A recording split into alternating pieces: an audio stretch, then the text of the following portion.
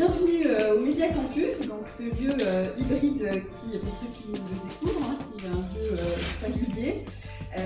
Donc son architecte Moitié Rivière imaginait cet espace qui est un lieu hybride, qui est un vrai sujet, la notion de mixité des usages, puisqu'ici se retrouve une école, donc Audencia, avec plusieurs programmes, Audencia Sciences Com, MDC, que je connais aussi, le programme Stratégie Digitale et Data Marketing, et puis des entreprises, agences de communication. On a aussi ici la Télé Nantes, en fait, qui est un acteur local bien connu, télévision locale, et évidemment tous ces acteurs se retrouvent autour de studios télé, studios radio, un content lab, donc tout ça à l'usage, et du matériel à l'usage de chacun. Tous se retrouvent donc ici souvent dans cet espace pour échanger et se retrouver. Donc voilà ce qu'est le Média Campus. Et pour alors, toi David, tu connais bien, Luc aussi, et Jacques aussi certainement, mais Philippe ne connaissait peut-être pas cet endroit, donc bienvenue au Média Campus. Alors je suis Anne Launois, donc je suis professeure associée à Audencia Business School. Je suis titulaire de la chaire Audencia Réalité, faire vivre l'intelligence des territoires, et directrice du master spécialisé. Mes étudiants sont présents ici dans la salle, donc stratégie digitale et data marketing. Alors cette matinée est organisée en partenariat avec un think tank qui est la Villa Numéris, représenté ici par son fondateur et président David Lacomblède, qui est auteur et conférencier par ailleurs. Et ce think tank, donc, qui est indépendant, prône un modèle européen ouvert du numérique, mais accordant une place tout à fait particulière à l'humain. Donc David, je vais peut-être te laisser te présenter et puis présenter ce think tank auquel j'adhère avec plaisir par ailleurs. Merci Anne, bonjour à toutes et à tous. Je suis ravi de vous retrouver et de vous revoir en vrai. Ça fait longtemps et vous n'avez pas changé. La Villa Numéris, effectivement, est un think tank, donc c'est un laboratoire d'idées, et c'est là où les difficultés commencent, c'est d'avoir des nouvelles idées à porter dans l'espace public, c'est notre mission, comment redonner confiance dans nos concitoyens, dans la technologie, dans le fait que leurs données peuvent peut-être améliorer aussi leur qualité de vie, le service qu'on leur rend, et dans une période où on voit bien que les périodes d'enthousiasme peuvent vite être balayées par des périodes de rejet, absolument sur les mêmes concepts, technologies. On était tous très contents de pouvoir maintenir un lien via Zoom ou Teams au début du confinement, et très rapidement ça nous est passé par-dessus la tête et on ne pouvait plus le voir en peinture, et ça fonctionne dans beaucoup de pans de nos vies ainsi. À un moment, on est dans un véritable phénomène de virtualité appliquée, c'est-à-dire que le numérique s'immisce dans toutes les relations, même quand il n'y a pas de numérique.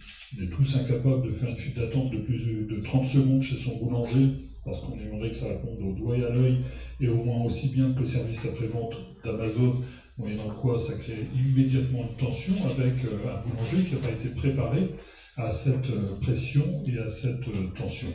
Et donc c'est toute notre réflexion de voir comment on peut accompagner les humains qui ont bien pris en main en réalité les objets du numérique, qui voient bien le service, et parfois peut-être les dirigeants d'entreprise ou les dirigeants publics sont peut-être un peu en retard aussi dedans, et donc c'est d'être au carrefour des rencontres des uns et des autres, parce que toutes les lignes de pouvoir ont été revues de fond en comble, que désormais vous pouvez interpeller n'importe quel élu ou élite comme bon vous semble, et c'est pas un des moindres des paradoxes dans les tensions que vivent nos démocraties actuellement, de voir des élites qui sont rejetées et des influenceurs qui sont encensés.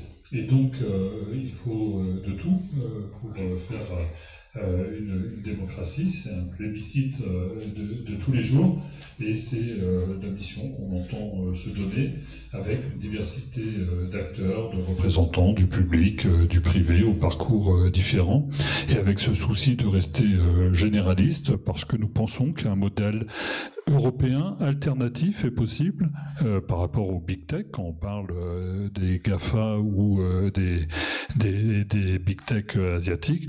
Et quand je dis que c'est alternatif, c'est pas l'un ou l'autre. On peut vivre les uns à côté des autres, et rien ne vous empêche demain d'aller voir des films sur Netflix, d'utiliser Tous Anti-Covid, et vous noterez que Tous Anti-Covid est plus suspect que ne l'est Netflix, alors qu'il n'y a pas plus neutre comme application, parce que quand vous avez donné votre passe sanitaire peut-être tout à l'heure, il n'y a pas de trace qui en est gardée, alors que Netflix, vous êtes, j'imagine, assez surpris du niveau assez fin de recommandations qui sont celles de cet opérateur, et qui vient flatter vos attentes de manière permanente.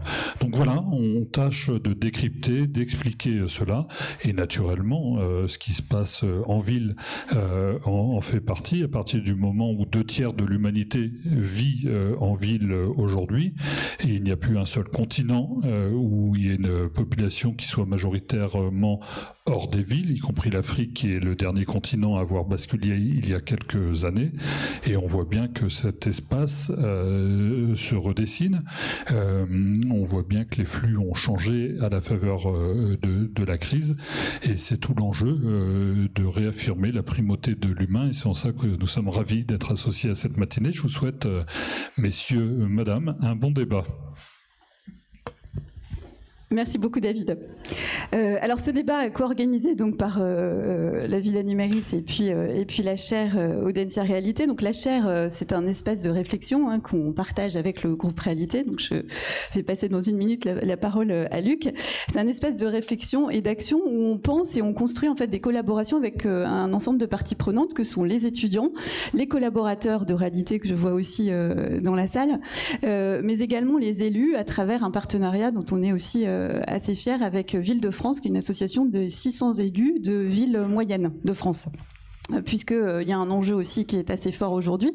On a parlé des villes évidemment, mais il n'y a pas que les métropoles dans la ville, il y a aussi les villes moyennes et la cohabitation, en fait, la coexistence de ces lieux d'accueil où chacun doit apprécier le bien vivre, mais également avoir un niveau de service qui soit équivalent et va être aussi un sujet qu'on va aborder dans le cadre de cette matinée.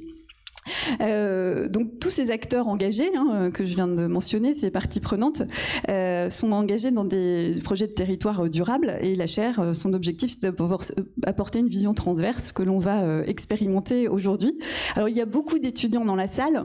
Pour eux, le sujet de la ville, ça nous intéresse, et ça intéresse particulièrement Audencia et notre chaire, c'est parce que en fait demain vous allez peut-être être des élus, et c'est ce qu'on vous souhaite de mieux d'ailleurs, parce que c'est une expérience que certains d'entre vous connaissent ou ont connu. C'est peut-être ce que vous allez faire. En tout cas, vous allez aussi peut-être travailler dans des fonctions de chef de projet, de product owner, de scrum master, dans des équipes peut-être dans des équipes de cabinets de conseil des cabinets de conseil qui vont peut-être travailler sur des thématiques autour de la ville. Je dis ça parce que j'ai deux étudiants qui ont été embarqués dans le projet Dijon, donc c'est une thématique très forte. Vous êtes à la fois des citoyens et potentiellement des acteurs économiques, en tout cas des acteurs qui allaient avoir un rôle à jouer dans la ville. C'est pour ça que c'est intéressant, c'est évidemment intéressant pour nous. L'enjeu, c'est évidemment, on va commencer donc cette matinée par cette table ronde très très prestigieuse. Alors un petit peu masculine, c'est vrai. Sur cette première partie, la parité n'est pas tout à fait respectée. Heureusement, elle se rééquilibre en deuxième partie de matinée, puisque nous nous retrouverons au premier étage pour un atelier où on va imaginer ensemble ce que peut être l'agriculture urbaine. Donc on va imaginer des projections en jouant au Lego à travers la méthode des Lego Serious Play. On va imaginer ce que peut être l'agriculture urbaine à l'échelle d'un bâtiment, d'un quartier ou d'une ville, ce qui est aussi un enjeu pour les aménageurs, puisque la ville est aussi peut-être un territoire agricole comme un autre. En tout cas, on explorera cette thématique ensemble.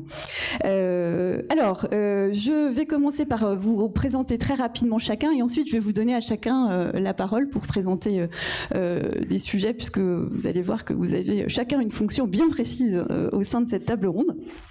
Alors vous avez évidemment un point commun, tous les trois, Philippe, Jacques et Luc, c'est que vous êtes plus ou moins tous passés par la fonction territoriale. En tout cas, vous avez travaillé, Jacques peut-être un peu moins, mais en tout cas travaillé au sein de collectivités, ça c'est certain. Et puis vous avez aussi des responsabilités aujourd'hui dans des entreprises privées. Mais vous continuez tous les trois, vous consacrez fortement, à consacrer vos activités à la fabrique de la ville et à enrichir les réflexions et à vous engager sur ces sujets qui sont essentiels pour la société. Donc avec nous ce matin, nous avons Luc Belot, donc directeur général délégué, grand projet au sein du groupe Réalité, Jacques Priol, qui est fondateur et président de Civiteo et de l'Observatoire Data Publica. Donc vous nous parlerez un petit peu plus précisément, Jacques, de cette colonne vertébrale qui est la data, en fait, qui est l'essence de ce qui peut nourrir évidemment des services très utiles qu'a décrit David, mais avec une gouvernance qui est évidemment en permanence à interroger. Et puis Philippe Baudillon, un immense merci d'ailleurs à David et Philippe de vous être levés très très tôt pour nous rejoindre de Paris. Dur pour Philippe. Pas très matinal, Philippe.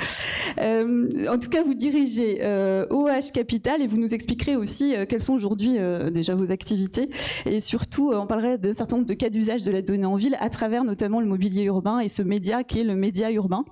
Et pas que, un média aussi qui favorise et qui une architecture qui peut permettre aussi une mobilité intelligente. Et je crois que c'est un sujet aussi qui vous occupe beaucoup. Voilà, donc merci évidemment à tous d'être là. Donc Luc, je vais me permettre de tutoyer peut-être, ce que j'ai déjà commencé à faire, parce qu'on se connaît bien. Tu es donc directeur général grand projet dans le groupe Réalité, co-fondateur de Innovapolis.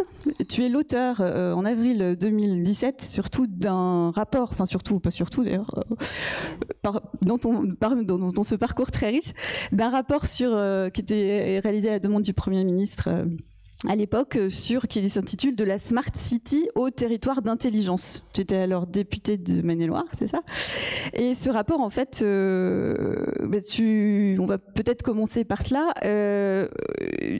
Smart City, territoire d'intelligence, ville intelligente. Est-ce qu'on peut essayer une définition en fait de ce que tout cela veut dire ?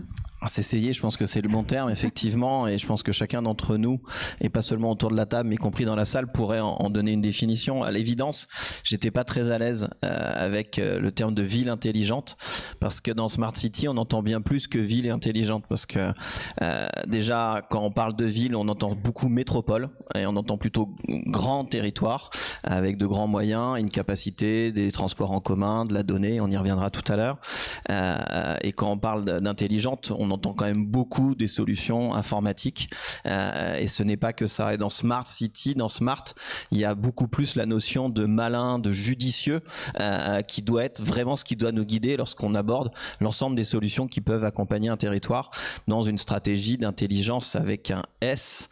Et j'y tenais beaucoup dans le titre du rapport, notamment dans les discussions qu'on avait eues avec Jean Rotner, qui est maintenant président de la région Grand Est, mais qui était maire de Mulhouse et qui lui d'abord écrivait sa stratégie sur sa capacité à mobiliser les intelligences du territoire et à les faire vivre. Et cette notion de territoire et d'intelligence m'a paru être essentielle et c'est pour ça que je voulais que le rapport s'appelle de la Smart City au territoire d'intelligence avec un S majuscule pour bien montrer qu'il fallait les rassembler toutes et elles sont nombreuses, elles sont situées à différents niveaux et on a souvent tendance sur ces sujets-là à les taper sur les élus, les décideurs locaux ou en tout cas à dire qu'ils sont parfois un peu déconnectés des réalités. David en a dit deux mots tout à l'heure, c'est vrai et en même temps ils ont une intelligence de leur territoire qui est essentielle aujourd'hui pour pouvoir projeter. Donc cette Smart City, c'est d'abord ce qu'on voudra en faire sur un territoire, et c'est surtout quelque chose qui doit être au service des habitants, remettre l'humain au cœur des projets, c'est essentiel parce que aujourd'hui, si vous allez dans la plupart des grandes métropoles françaises et que vous demandez dans la rue si les gens ont l'impression de vivre dans une smart city, je suis pas sûr qu'ils vont vous dire oui. Là, quand on fait l'exercice dans quelques grandes villes d'Asie, ils le diront peut-être un peu plus, mais avec un mode de vie, de contrôle, de surveillance qui est certainement pas adapté à ce que nous on pourrait vouloir vivre en France en tout cas. Alors, est-ce que peut-être tu peux nous rappeler quel était l'objet de l'étude à l'époque, nous replonger un petit peu en 2017 et peut-être nous dire ce que les avancées dont tu as pu être témoin aujourd'hui, à partir notamment d'une loi que tu avais accompagnée, qui était celle de l'open data. Est-ce que tout le monde s'en saisit ? Non, on en est loin. Bon, l'expert est à ma droite, donc je le laisserai en dire deux mots tout à l'heure. Jacques Priol maîtrise parfaitement ces sujets, et notamment les évolutions de ces dernières années. Mais à l'évidence, on est dans une configuration où aujourd'hui, l'exploitation réelle des données pour piloter un territoire, accompagner la décision et la faire la plus intelligente possible, n'est pas là. Et pour autant, c'est pas toujours l'alpha et l'oméga. J'ai beaucoup aimé l'exemple de Netflix dans l'introduction de David tout à l'heure. Il y avait une grande étude qui avait été poussée en Australie sur ce que les gens ce qu'ils auraient envie de voir comme film. Énormément de films d'auteur, de grands films apparaissaient quand les gens répondaient à la question. Et quand on regardait la réalité de leur usage de la télévision et notamment des plateformes, évidemment qu'on était beaucoup plus dans des séries telles que celles qu'on peut avoir chez nous, et pas du tout dans l'expression. Et entre cette notion de demande qui peut être exprimée, l'offre qui peut exister, notamment je pense à l'offre quand on parle de service public, il y a une réalité qui est essentielle, c'est de comprendre le besoin et de sortir de cette logique offre-demande, comprendre la réalité du besoin. Et ce besoin, on le qualifie bien souvent par ce que sont les usages, et notamment avec les données. Quand vous comprenez aujourd'hui comment les gens se déplacent, comment ils utilisent leur véhicule, comment ils décident de passer d'une mobilité partagée à une mobilité individuelle, plutôt l'inverse, en tout cas c'est ce qu'on souhaite, la manière dont ils interagissent les uns avec les autres ou avec les différents services. Toute cette donnée, elle est aujourd'hui essentielle pour pouvoir projeter réellement des usages qui correspondent aux besoins et pas seulement à la demande qui peut être exprimée. Et pour développer des services qui soient adaptés à ces besoins, l'open data, c'est clé ? Alors c'est clé, c'est une des clés, c'est surtout l'idée de pouvoir se projeter, avoir une quantité de données qui soit dans l'open data. On entend quand même beaucoup la donnée ouverte par les collectivités, par les administrations. C'est surtout eux qui ont commencé cette étape-là. On a de plus en plus d'entreprises qui aujourd'hui ont ce type de stratégie et mettent de la donnée avec tout ce qu'il y a en jeu de protection, et on y reviendra, je sais, tout à l'heure. Mais cette donnée, elle est essentielle dans sa capacité à exister. Moi, j'ai certainement rêvé que, en obligeant toutes les communes de plus de 3500 à rendre publiques leurs données, plus de 3500 habitants à rendre publiques leurs données, à un moment, elles se diraient, tant qu'à faire ce travail-là autour de la data, à un moment donné, on va bien se poser la question de savoir ce qu'on peut en faire pour améliorer nos services publics, pour améliorer les services à la population. Tu continues, Jacques, le travail sur ces sujets-là. Je sais qu'il y a des éléments qui vont sortir dans quelques semaines ou quelques mois. De ce que je peux constater, nous, dans les grands projets qu'on peut porter chez Réalité dans les différents territoires, on n'en est pas encore là. Ni dans la data qui existe, ni dans celle qui peut être exploitée. La data privée est encore relativement peu accessible.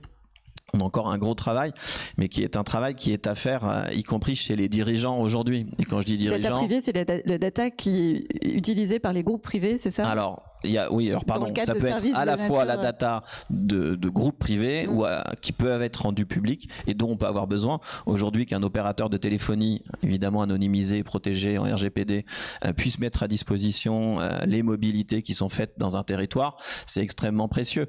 Les livreurs à vélo. Voilà, et il les vend. Mais pourquoi pas ? Enfin, après, c'est un deal qui peut être gagnant-gagnant avec un opérateur de téléphonie mobile, mais ça peut être avec des applis comme Waze ou autres.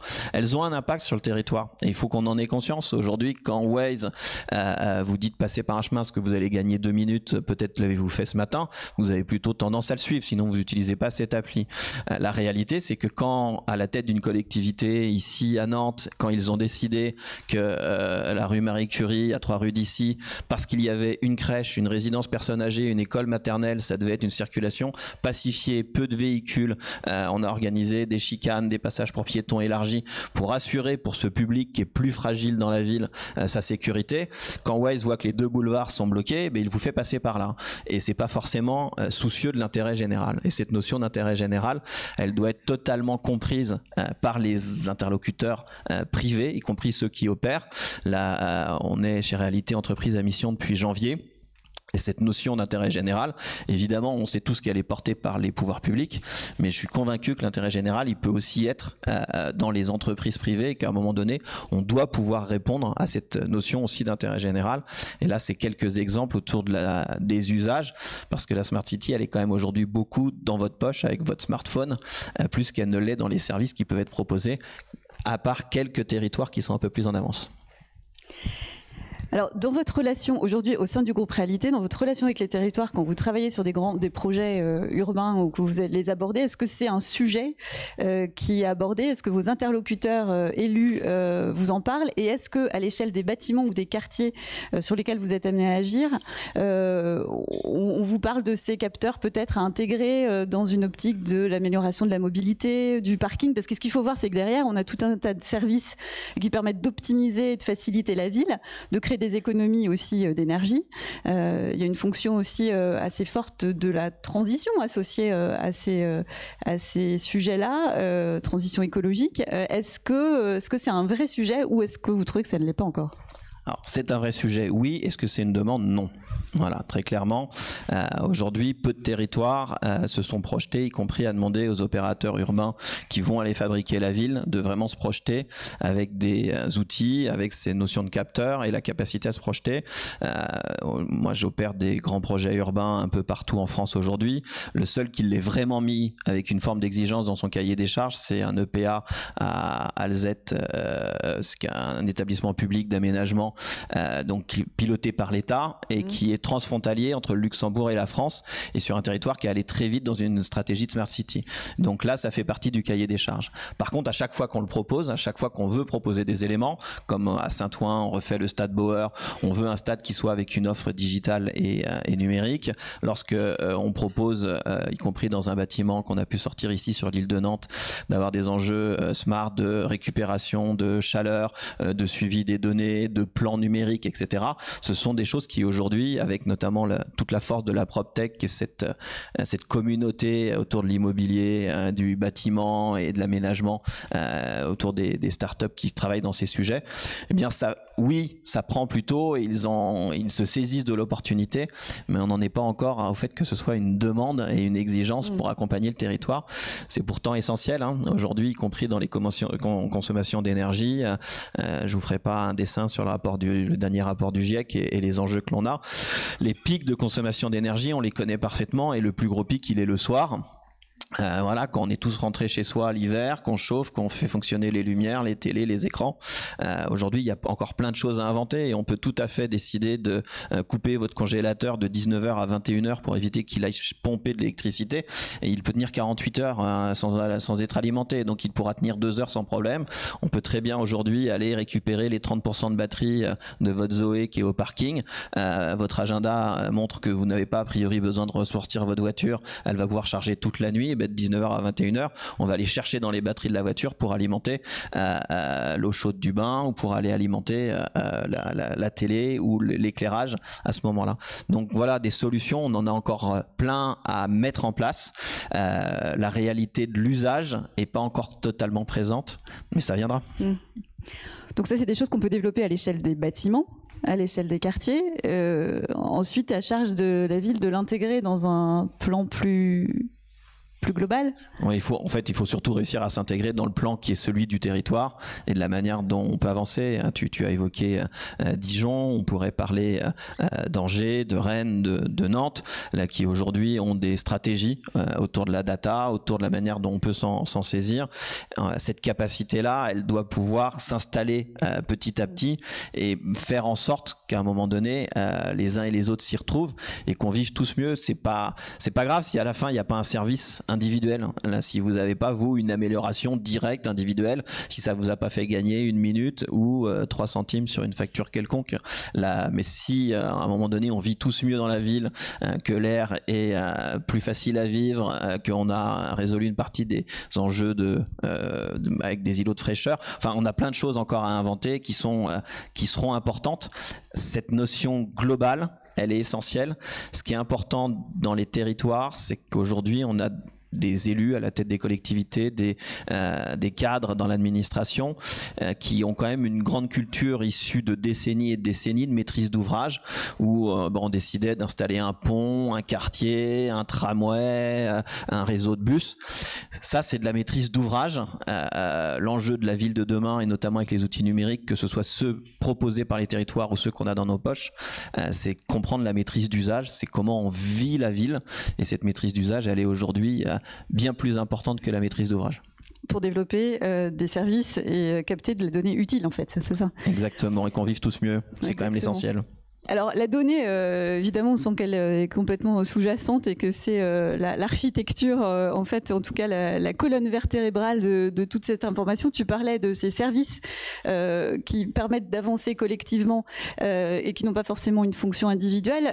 Néanmoins, ça nécessite beaucoup de pédagogie et de compréhension aussi du particulier. Ça, c'est aussi un rôle que nous avons, nous, enseignement supérieur, vis-à-vis aussi de nos étudiants. C'est un rôle général de la société. Alors, si on parle de données, on va peut-être Jacques. Donc vous, Jacques, je vais vous présenter très rapidement parce que ce parcours est extrêmement riche également. Donc vous avez été mobilisé auprès de la région Pays de la Loire, donc c'est pendant près de 10 ans. Vous dirigez depuis 2016 la société de conseil Civiteo, dont vous allez nous rappeler l'objet. Et alors vous connaissez bien Jacques et Luc, parce que je crois que Jacques, vous avez participé aussi à ce rapport rédigé par Luc à l'époque. Donc Civiteo est spécialisé dans l'accompagnement des acteurs publics et des entreprises dans leur stratégie de données. Donc, vous allez nous expliquer aussi quelles sont les demandes qui vous sont formulées, les appels d'offres sur lesquels vous travaillez. Et vous présidez par ailleurs un observatoire qui s'appelle Data Publica et qui est spécialisé dans les enjeux de gestion de la donnée. Donc là, c'est pareil avec un certain nombre d'études que j'ai épluchées évidemment pour préparer cette table ronde et qui sont tout à fait intéressantes. Donc ça nous donne des chiffres et des éléments très très tangibles. Donc au cœur du sujet de la ville intelligente, évidemment, il y a la donnée, enfin ou des territoires d'intelligence. Il y a la donnée qui est au cœur de tous les enjeux. Donc il en faut suffisamment pour faire tourner tous les systèmes, mais la logique de dire on capte un maximum de données et on verra bien ce qu'on en fait, on voit que ça a quand même un peu des limites. Et il faut que cette donnée elle soit pilotée, en tout cas que la gouvernance soit bien organisée, éventuellement via des tiers de confiance. Donc là c'est un sujet aussi qui est important, pas forcément par des acteurs privés. C'est aussi le contenu de votre livre Ne laissez pas Google gérer nos villes. Donc qu'est devenue la ville intelligente? En fait, elle effraie un peu, elle a un côté un peu Big Brother, en même temps elle est très, on se dit qu'elle nous permet de développer tout un tas d'usages très importants. En 2017, 30 projets de ce type en France. En 2020, 200 projets en cours. C'est beaucoup et c'est pas beaucoup. Certains acteurs privés trouvent que c'est pas assez. Voilà, la donnée est au cœur de tous les enjeux. Je vous laisse la parole, Jacques, pour nous préciser les choses. Merci. Voilà. Et là maintenant, non plus. Ça y est. Merci de cette invitation. Je suis ravi d'être avec vous ce matin. Juste un mot sur ma société Civiteo, donc que j'ai effectivement créée à Nantes. Au passage, je le dis parce qu'il y a plein d'étudiants, on recrute. Nous travaillons sur l'accompagnement des territoires qui réfléchissent à la manière dont les données sont utilisées au service de leur politique publique, notamment lorsqu'il y a des projets de territoire intelligent, et parfois sans savoir qu'il y a en vérité des projets qu'on va peut-être cataloguer sous l'étiquette Smart City, territoire intelligent, c'est-à-dire des projets dans lesquels on va utiliser beaucoup de données pour faire un certain nombre de choses. Et je vais y revenir parce qu'il n'y a pas que de l'optimisation du service à travers la donnée. Il y a beaucoup d'autres enjeux et c'est d'ailleurs une vraie question que nous, on essaye de poser systématiquement en disant « Ok, on a des nouvelles technologies, elles sont à notre disposition, il y a des capteurs dans tout un tas de domaines pour la mobilité, pour l'énergie, Luc en a parlé, pour la gestion de l'eau, pour la gestion des déchets, pour la sécurité, pour plein de sujets. Mais qu'est-ce qu'on veut en faire? Est-ce qu'on est capable aujourd'hui de comprendre comment tout ça fonctionne pour pouvoir dire « J'ai aujourd'hui des outils nouveaux à ma disposition. D'une certaine manière, c'est une forme de transition numérique de la gestion publique territoriale, comme il y a une transition numérique dans beaucoup de secteurs d'activité, publics ou privés. Je voudrais tordre le cou d'ailleurs à l'idée que les acteurs publics seraient complètement en retard sur le sujet. Ça n'est pas vrai. Il y a des secteurs d'activité économique où on est très en pointe, très en avance. La vente en ligne en est un très bon exemple. Mais il y a aussi tout un tas de très belles entreprises, de secteurs économiques entiers dans lesquels la transition numérique n'a pas commencé. Et je vais vous donner une anecdote parce que nous sommes ici à Nantes. Je vais vous parler d'une entreprise mondialement connue, enfin mondialement, en tout cas très connue ici, qui est un numéro 1 mondial. C'est le groupe Manitou, dont le siège est à Ancenis. Très belle entreprise industrielle, de très nombreux sous-traitants, de très nombreuses usines, des représentants dans le monde entier. Eh bien, le groupe Manitou s'est saisi de la problématique de la data dans sa gestion industrielle il y a quelques années, il y a 3-4 ans. Certains diront seulement. Peut-être n'en avait-il pas besoin auparavant. Et ils ont recruté ce qu'on appelle un Chief Data Officer, un responsable de la stratégie de la donnée. Et ils ont débauché pour cela le Chief Data Officer de Nantes Métropole. Ils sont allés chercher des compétences dans le secteur public. Aujourd'hui, nous avons dans beaucoup de territoires, Luc parlait de ce petit territoire au nord de la Lorraine, aux confins de la frontière avec le Luxembourg, le pays au Val d'Alzette, qui aujourd'hui travaille avec un établissement public sur de très beaux projets. L'impulsion est venue d'élus de cette commune. Moi, j'ai eu la chance de les accompagner depuis il y a 2 ans maintenant, de former les élus. Le premier vice-président de cette communauté de communes de 30 000 habitants est lui-même maire d'une ville de 1000 habitants. C'est lui qui pilote le projet. Il est formé à ces enjeux. Il s'y intéresse énormément. Il essaie de voir ce que ça peut apporter de façon concrète pour les élus. Alors, pour illustrer un petit peu, si vous voulez bien, Anne, mettre l'image suivante, cet enjeu de la data, ce qui est important à avoir en tête, c'est qu'aujourd'hui, les technologies permettent énormément de choses. Vous avez ici une image qui est tirée du projet de Google à Toronto, le projet Sidewalk Toronto, qui a fait couler beaucoup d'encre et que j'ai eu le plaisir de vivre de l'intérieur en travaillant pour la ville de Toronto et de publier ce livre que vous avez présenté à l'instant. Dans ce projet, il était question de déployer dans l'espace public la totalité des technologies à jour, du moment, plus quelques-unes qui étaient encore un petit peu futuristes au moment où on a commencé à réfléchir, pour voir comment tous ces capteurs sur l'air, les déplacements, l'eau, l'énergie, les déchets, la qualité du sol, tout un tas de choses en permanence pouvaient alimenter des outils qui derrière, par des algorithmes, allaient optimiser l'ensemble des fonctions urbaines. Et répondre, je vais y revenir tout à l'heure parce que je ne suis pas tout à fait d'accord avec quelque chose que Luc et David ont repris. Alors peut-être que si on en débat, on en sera d'accord sur le fond, mais sur la forme par rapport à la comparaison avec Netflix. Ces données, si on les utilise de façon massive et systématique, on va être en capacité de mesurer ce qui se passe, donc les usages, comprendre la réalité de la manière dont les gens se déplacent, dont les gens consomment, dont les gens vont organiser leur journée, dont les gens vont gérer leurs déchets, consommer de l'énergie, etc. Et puis on va essayer d'adapter en temps réel, et c'est la force de ces outils, et c'est la puissance de ces grands groupes pour de l'offre culturelle à travers Netflix, pour du déplacement à travers le cas de Waze, de façon générale sur tout un tas de domaines de notre vie de tous les jours pour le cas de Google. On va être capable d'optimiser les fonctions urbaines, d'optimiser le service immédiatement rendu à chacun en fonction de son besoin immédiat. Mais tout ça, ça va, avant de venir sur les modèles de ville que cela peut générer, je voudrais m'arrêter sur les enjeux que pose, et ça sera la slide suivante, les enjeux que pose cette collecte massive de données telle qu'elle s'organise aujourd'hui potentiellement dans nos villes. Il y a d'abord des enjeux juridiques. Évidemment, la protection de nos données personnelles. Nous sommes en Europe, nous avons ce fameux RGPD, dont certains sont en train de nous dire qu'il est trop protecteur. Alors, ils ne le disent pas comme ça, ils nous disent qu'ils sont en train de freiner les progrès des entreprises européennes. Moi, je suis extrêmement attentif à ce qui est en train de se jouer sur ces questions-là. On pourra y revenir si vous avez des questions tout à l'heure, parce que j'estime que c'est une pure folie de penser qu'il faudrait affaiblir le RGPD pour permettre non pas le développement d'un modèle européen de services et d'entreprises numériques, mais pour essayer d'aller copier un modèle américain ou un modèle chinois sur lequel nous sommes de toute façon très en retard. Donc il y a de nouvelles règles du jeu, il y a certainement de nouveaux services et de nouveaux produits inventés. Il y a un enjeu juridique. Le droit, c'est une chose, mais il y a aussi l'éthique. C'est pas parce que quelque chose est autorisé qu'on va le faire. Et je dis souvent aux collectivités territoriales que nous accompagnons, en France mais aussi à l'étranger, qu'elles ont des choix, en tant qu'acteurs publics, elles ont des choix d'un certain nombre de principes qu'elles peuvent afficher, quand bien même la loi autorise la collecte massive des déplacements des habitants à Nantes à travers une application dans la poche que vous avez peut-être pour certains et certains d'entre vous qui s'appelle Nantes dans ma poche, eh bien Nantes a fait le choix de ne pas collecter la géolocalisation des habitants et des usagers qui utilisent l'application Nantes dans ma poche. Techniquement, c'est pas compliqué du tout, on sait faire. Juridiquement, c'est tout à fait autorisé, mais Nantes a fait le choix de ne pas le faire. Et ça, c'est un choix éthique. Nantes est le premier territoire en France à avoir une charte territoriale de la donnée qui a été adoptée en 2019. Depuis, il y en a eu d'autres.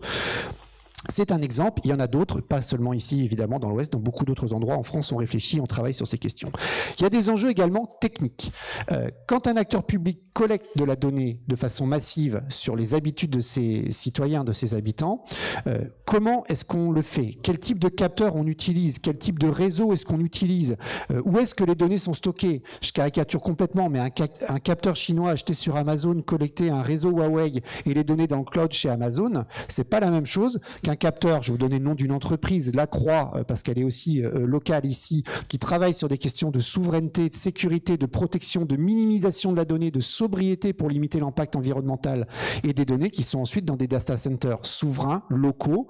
97% des données liées aux applications métiers de la métropole nantaise sont hébergées à Nantes, dans 2 data centers, et l'un est public, l'autre est privé, mais ils sont sous contrôle public tous les deux.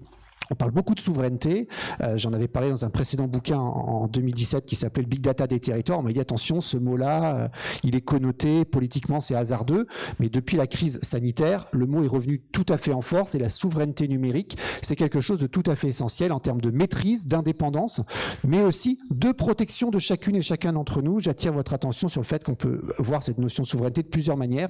Moi, j'insiste beaucoup sur la souveraineté européenne, parce que si nos données quittent l'Europe, et c'est le cas pour un certain nombre d'applications qui servent dans des fonctions urbaines, par exemple des applications qui servent pour payer son parking. Si les données quittent l'Europe, elles ne sont plus protégées par le RGPD.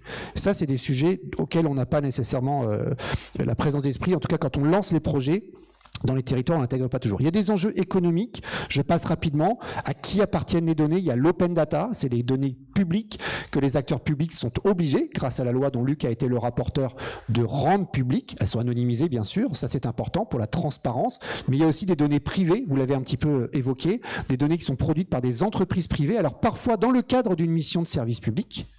Et là, souvent les collectivités ne le savent pas, et souvent les entreprises privées ne le savent pas elles-mêmes. Lorsqu'elles mettent en œuvre une mission de service public, leurs données, elles ont le statut de données publiques. Et les données des exploitants, je pourrais citer tous les grands noms, des grands exploitants de services publics, et en France on en a beaucoup, on a d'ailleurs un peu inventé les modèles de délégation de services publics, eh bien ces données, elles doivent être rendues publiques, dans une logique de transparence et aussi d'usage derrière. Il y a des enjeux de management. Il faut conduire dans les collectivités publiques, qui sont des entreprises de services publics, du changement. Il y a des transitions. C'est les mêmes que dans le monde de l'entreprise. Moi, je donne des conférences beaucoup dans le public parce que c'est mon métier, mais parfois des chefs d'entreprise nous appellent, on intervient auprès d'eux, ils ont exactement les mêmes problématiques. C'est pour ça que je disais qu'il n'y a pas nécessairement de différence entre les deux. Il y a des enjeux environnementaux, je ne vais pas prendre le temps de les développer, ça serait trop long, mais malgré tout, la question de la sobriété dans la collecte de la donnée, le fait d'avoir un numérique qui lui-même ne soit pas facteur d'aggravation de la situation, est quelque chose de tout à fait essentiel. Alors là, je dois dire qu'aujourd'hui, toutes les collectivités territoriales avec lesquelles on travaille le prennent en compte de façon très claire. Et au-delà des clivages partisans. C'est vraiment la question de la sobriété numérique est un sujet qui est arrivé très très vite et qui est, je crois, maintenant bien installé. Et puis, il y a des enjeux démocratiques. Parce que ces outils qui fonctionnent avec de la collecte massive de données, d'une certaine manière, ils optimisent la façon dont on va gérer les déplacements, dont on va réduire les consommations électriques sur les lampadaires, sur les bâtiments communaux, dont on va pouvoir lutter contre les fuites d'eau, contre le gaspillage. Il y a tous ces sujets. C'est extrêmement performant, extrêmement intéressant, mais c'est en train de devenir automatique. Or, les services publics doivent répondre à des logiques d'intérêt général, doivent répondre à des débats, doivent être la manière dont vos élus mettent en œuvre telle ou telle politique. Et bien souvent, ça a été débattu au moins une fois tous les 6 ans lors des élections municipales. Les citoyens ont choisi des gens qui sont chargés de mettre en œuvre ces politiques. Et la façon dont tout ça est en train d'évoluer peut entraîner, et c'est notamment le point clé qui a fait capoter le projet de Google à Toronto, c'est pas tellement la protection des données, même si ça a donné lieu à d'immenses polémiques sur place et même internationales, c'est le fait qu'au final, le projet de ville automatique optimisé, que Google proposait était un projet de ville dans lequel ce sont les algorithmes qui gèrent, y compris l'espace public, la façon dont vont cohabiter à telle heure du jour ou de la nuit dans l'espace public des véhicules autonomes, des véhicules particuliers, des espaces réservés pour les piétons. Tout ça était modélisé de façon algorithmique. Alors, face à ces enjeux, il y a plusieurs types de réponses, très rapidement. Il y a des réponses qui peuvent être des réponses éthiques, de réflexion sur le cadre dans lequel on gère toutes ces données. Je vous ai parlé de la charte de Nantes, elle est derrière moi. Il y a également la charte de Montréal que je vous incite à lire, qui est un document assez exceptionnel qui fait un petit peu référence dans le monde entier aujourd'hui. Je vous ai mis également un extrait d'une délibération de Dijon. On a parlé du projet On Dijon tout à l'heure et donc des étudiants y ont participé. Dijon a décidé de la création d'un comité d'éthique sur la gouvernance de la donnée sur place. Je vous ai mis également une image qui vient d'Amsterdam, d'un manifeste qui s'appelle le manifeste TADA, qui est un manifeste qui est en ligne, qui permet à des entreprises, mais aussi à des citoyens de dire nos données, on souhaite qu'elles puissent être utilisées pour de l'intérêt général. Et je vous ai mis également le logo d'une initiative voisine, un peu plus loin en remontant la Loire, en région Centre-Val-de-Loire. Nous avons le Climate Data Hub, qui est une initiative public au départ, mais qui rassemble des acteurs publics et privés.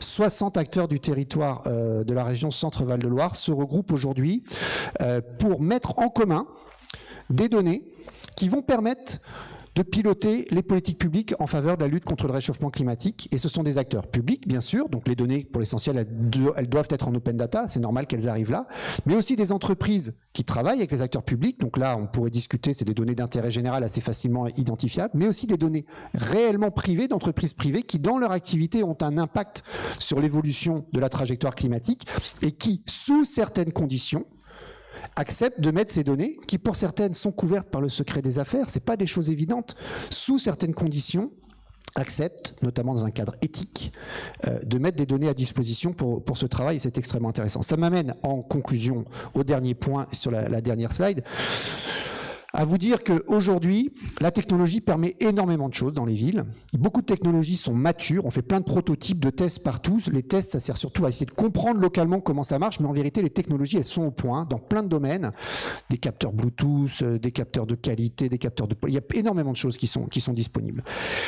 Et par contre, ce qui n'est pas tout à fait disponible, c'est le cadre de référence, je dirais éthique, politique, philosophique, qui permet de dire ces données, voilà ce que je veux en faire. Comment est-ce que je fais pour ne pas basculer, y compris parfois sans vraiment l'avoir mesuré, dans un modèle de surveillance? Exemple très concret, énormément de villes en France utilisent depuis le 1er janvier 2019 la lecture automatique des plaques d'immatriculation pour gérer le stationnement, le prix du stationnement. La plaque d'immatriculation, c'est une donnée personnelle. Savoir où est garée votre voiture tel jour à telle heure, c'est une atteinte à la vie privée. On a le droit d'utiliser ces lectures automatiques de plaques d'immatriculation pour vérifier que vous avez payé votre parking. Mais on n'a absolument pas le droit de s'en servir pour quoi que ce soit d'autre. Mais une fois que la donnée est collectée, si demain, il y a un incident sur la voirie, si demain il y a un problème avec la police municipale sur tel et tel sujet, la tentation peut être grande d'utiliser ces données parce qu'elles existent, elles ont été produites. Et on a plusieurs villes en France qui ont été condamnées par la CNIL pour des usages qui n'ont pas été, je dirais, délibérés, anticipés en tout cas. Ils ont été délibérés, mais on n'avait pas anticipé de le faire. Et donc attention à ces données, attention à éviter ce modèle de surveillance généralisée dont la caricature, bien sûr, est le modèle chinois. Attention d'éviter aussi le modèle de ce que j'appelle le consumérisme algorithmique. C'est de se dire, toutes ces données vont nous permettre d'optimiser, et c'est là où je voulais revenir sur la question de Netflix tout à l'heure, la distinction entre satisfaire les besoins. Je suis devant ma télé, Netflix est capable de me proposer un truc qui est chouette, qui me plaît bien quelque part, comme peut le dire Jeff Bezos, le patron d'Amazon. Il nous dit, aujourd'hui, chez Amazon, quand un client se connecte, je sais ce dont il a besoin, même s'il ne le sait pas encore. Quelque part, Netflix nous dit la même chose. Eh bien, la fabrication de la ville, ça n'est pas régi par cela.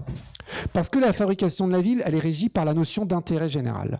Et le problème que l'on avait sur le projet de Google à Toronto, c'est qu'on était capable, avec la donnée, d'optimiser la somme des besoins immédiats de chacune et chacun. Et la somme des besoins individuels, ça ne fabrique pas l'intérêt général. Et si je peux me permettre encore une seconde de l'illustrer à travers un exemple très concret que vous allez comprendre. Aux États-Unis, pas le covoiturage, pardon, mais les VTC, Uber et Lyft, c'est les deux grandes compagnies en place aux États-Unis. Nous on connaît Uber, mais Uber et Lyft se sont diffusés de façon absolument incroyable dans toutes les grandes villes américaines. Et on a constaté l'abandon par de nombreux Américains de leurs voitures individuelles dans les centres-villes. Le rêve de beaucoup de maires de grandes villes aujourd'hui en France. Et on s'est dit, c'est génial, beaucoup moins de voitures individuelles, beaucoup moins d'embouteillages, plus de Uber et de Lyft qui tournent, on va réduire les embouteillages, on va réduire la pollution grâce à ce système qui permet à chacune et chacun avec son smartphone d'avoir une bagnole quand il en a besoin pour aller où il a besoin. On est dans la satisfaction immédiate du besoin de chacun. En termes de qualité de service à titre personnel, c'est super. Et l'impact global et collectif, c'est la diminution des embouteillages et la réduction de la pollution. Eh bien, pas du tout. Uber et Lyft ont vendu ce message-là pendant des années, qui a été repris par tout le monde. Ils ont vendu des espèces d'études faites à partir de leurs propres données, de leurs propres applications, jusqu'au jour où plusieurs grands cabinets qui travaillent sur les politiques publiques aux États-Unis se sont penchés sur le sujet, ont fait une vraie étude, avant, après, ont récupéré toutes les données des trajectoires des véhicules et ont analysé l'impact, qui est que dans les 8 plus grandes villes américaines, Uber et Lyft ont contribué à un aggravement extrêmement significatif des embouteillages et de la pollution, pour une raison bien simple, c'est qu'il y a un tiers des véhicules en circulation qui sont des véhicules à vide, en attente d'aller chercher quelqu'un ou d'avoir été déposer quelqu'un quelque part. Et ces données, ils ont mis du temps à le reconnaître. Aujourd'hui, cette étude, elle est complètement validée, y compris par Uber et Lyft. La satisfaction de la somme des besoins individuels ne fabrique pas de l'intérêt général de façon automatique. C'est un sujet tout à fait majeur, d'où l'idée qu'il puisse y avoir un troisième modèle, un modèle européen. Je ne vais pas le développer parce que j'ai été trop long, mais qui peut reposer sur un usage à bon escient des données, pas toujours que des données individuelles. Il y a un modèle qui est en train de naître, je vous incite à suivre cela. On a un acte européen qui s'appelle le Data Governance Act qui est en préparation, qui va sortir normalement 2022. Et qui introduit une idée que je trouve assez intéressante, qui est l'idée d'altruisme des données. C'est de mettre des données à disposition lorsque c'est utile à l'intérêt général. Ça rejoint un peu la notion française de données d'intérêt général qui était dans la loi dont Luc a été le rapporteur et qui peut nous amener à trouver un troisième modèle qui soit ni le modèle qui nous fait les poches, ni le modèle qui nous place sous surveillance généralisée. Merci beaucoup Jacques. Donc on voit que en fait l'enjeu il est sur le contrat de confiance en fait qu'on met en place entre les utilisateurs et les villes. Alors est-ce qu'on peut peut-être un tout petit peu plus détailler pour l'assistance par exemple des choses qu'ont déclaré la ville de Brest là récemment et puis peut-être ce modèle qu'a développé Angers en deux mots. Oui, c'est deux projets d'actualité, Brest et Angers, qui sont d'ailleurs pas complètement en place. C'est deux chantiers engagés par des voies différentes, mais tout à fait intéressantes. Les acteurs qui se saisissent de ces sujets-là réfléchissent à comment je mets en place une gouvernance des données qui soit démocratique et transparente. Quelle place je donne aux citoyens au-delà de collecter ces données et comment je fais en sorte qu'il y ait une véritable gouvernance comprise, intelligible de ces modèles de ville intelligente. Brest a fait le choix de créer une démarche de service public de la donnée dans laquelle il va y avoir deux briques essentielles. La première, c'est la création d'un tiers de confiance, c'est-à-dire qu'il y a un acteur qui aura un statut qui est en cours de définition, qui sera pas les entreprises qui régissent le service public, ni la collectivité, mais un acteur à part, à qui on confiera la responsabilité d'exploiter et de garantir la sécurité et le non-usage à des fins détournées des données des habitants, des citoyens. Donc ce tiers de confiance. Et en parallèle, pour dire quelles vont être les missions que l'on va assigner à ce tiers de confiance, Brest est le premier territoire en France à organiser ce qu'on appelle une conférence de consensus qui est ouverte à la population. Il y a déjà une consultation en ligne, il y a ensuite une conférence de consensus. C'est un processus de délibération collective assez sophistiqué, qui est très intéressant, qui permet de comprendre les réticences, les hésitations. Et on est tous, chacune et chacun d'entre nous, pétri de contradictions par rapport à ça, à se dire waouh, ce qu'il est en train de nous raconter, moi j'aimerais pas que mes données soient collectées, mais en même temps je suis bien content d'avoir le service dans mon smartphone. Donc on a tous cette contradiction là qui est en place. À Angers, c'est une autre approche. Alors le projet d'Angers est d'un point de vue technologique est beaucoup plus large, beaucoup plus ambitieux que celui de Brest, parce qu'il s'agit de déployer il y en a pour 178 millions d'euros d'investissement, tout un tas de systèmes intelligents, et la ville d'Angers réfléchit, est en train de mettre en place un système où là aussi les données vont être portés par un autre acteur. En l'occurrence, ils font appel à La Poste, ce qui est intéressant, parce que les Françaises et les Français ont confiance dans La Poste, qui est un acteur public. Et en même temps, et ça c'est l'originalité, et c'est unique en France aujourd'hui du système d'Angers, ils ont embarqué avec eux une mutuelle de santé, en l'occurrence le groupe Vive, qui a aussi des habitudes sur la manière dont on gère les données avec beaucoup de précautions, puisque les données de santé sont bien évidemment plus sensibles encore que d'autres.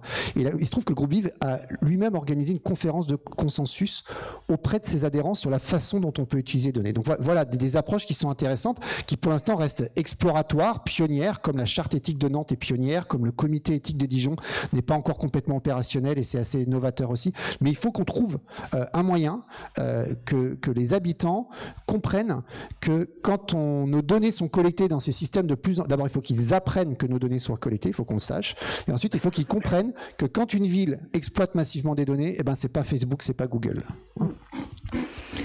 Merci. Je vois Catherine Morel dans la salle pour un projet qui a été monté par l'école dont on a parlé, Jacques, qui s'appelle le projet Affine City. Je ne sais pas si on peut en parler d'ailleurs. On peut en parler, où l'idée était vraiment d'exposer justement le public à un cas extrême, en fait, à des services évidemment tout à fait intéressants, optimisés dans la ville, de pouvoir avoir des places de parking privilégiées, de pouvoir être accompagné par un drone quand on sort le soir, et de pouvoir signaler dans la rue les gens qui ont l'air un peu étranges, ce qui peut être... Donc tout cela est présenté tout à fait par un ensemble tout à fait de comédiens, tout à fait réaliste. Et c'est vrai qu'on dit ça peut être intéressant. Alors on est un peu gêné quand on assiste à cette présentation, puis au bout d'un moment on se dit mais il y a quand même un problème, il y a quand même un vrai sujet. Et c'est vrai que quand les choses ne sont pas transparentes, ou quand on n'a pas été membre, ou en tout cas acteur effectif de la construction de ce projet, ce que font aujourd'hui ces villes que vous décrivez, l'acceptation de ces services on fera certainement face à des rejets très très forts. Alors c'est compliqué parce qu'on est tous bourrés de contradictions, et il y a un certain nombre de paradoxes. Je vais vous prendre un exemple d'un sujet, gardez-le en tête parce que dans les mois qui viennent on va beaucoup en parler, c'est celui de la reconnaissance faciale. La technologie de reconnaissance faciale dans les caméras est une technologie qui, objectivement, aujourd'hui, n'est pas tout à fait au point. On le sait, il y a beaucoup d'erreurs. Les villes qui les ont testées ailleurs en France, qu'en France, le savent. Le Pays de Galles, notamment, a fait une expérience assez massive sur la durée. 70% de taux d'erreur, ça veut dire 70% de personnes qui ont été identifiées comme étant des gens qu'il fallait peut-être interpeller, qui n'étaient pas les bonnes, ou de personnes qui auraient dû être reconnues, qui n'ont pas été reconnues. C'est des technologies extrêmement sophistiquées, qui pose plein de questions. Nous avons organisé ici à Nantes l'année dernière une exposition qui s'appelait Souriez, vous êtes captés, dans laquelle on a demandé à tous les visiteurs, il y en avait plusieurs centaines, de nous dire ce qu'ils pensaient de chacune des technologies qui étaient présentées. Et sur la reconnaissance faciale, on a un paradoxe incroyable, c'est que tout le monde dit ça serait quand même pas mal qu'il y ait de la reconnaissance faciale, parce que pour la sécurité, on pourrait arrêter, reconnaître. Et puis en même temps, tout le monde dit waouh, c'est super intrusif. parce qu'on est suivi à la trace, on va nous... Bon, donc je vous laisse vous-même face à ce questionnement, à cette contradiction. Ce que je veux par contre vous dire, c'est qu'il va y avoir dans les mois qui viennent des polémiques en France. On a un rapport parlementaire qui demande le changement de notre législation pour que l'on puisse expérimenter de la reconnaissance faciale dans la perspective de l'accueil de dizaines de milliers de personnes proches des JO en 2024.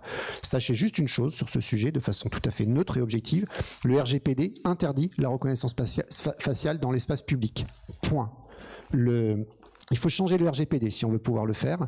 Et moi, je suis assez agacé de voir les forces de lobbying qui aujourd'hui nous disent bon bah si le problème c'est la CNIL, il faut supprimer la CNIL, parce qu'aujourd'hui on a des paroles publiques qui nous disent il faut supprimer la CNIL. Je pense que c'est pas du tout vers ce type de solution qu'il faut que nous allions. Voilà. Merci Jacques.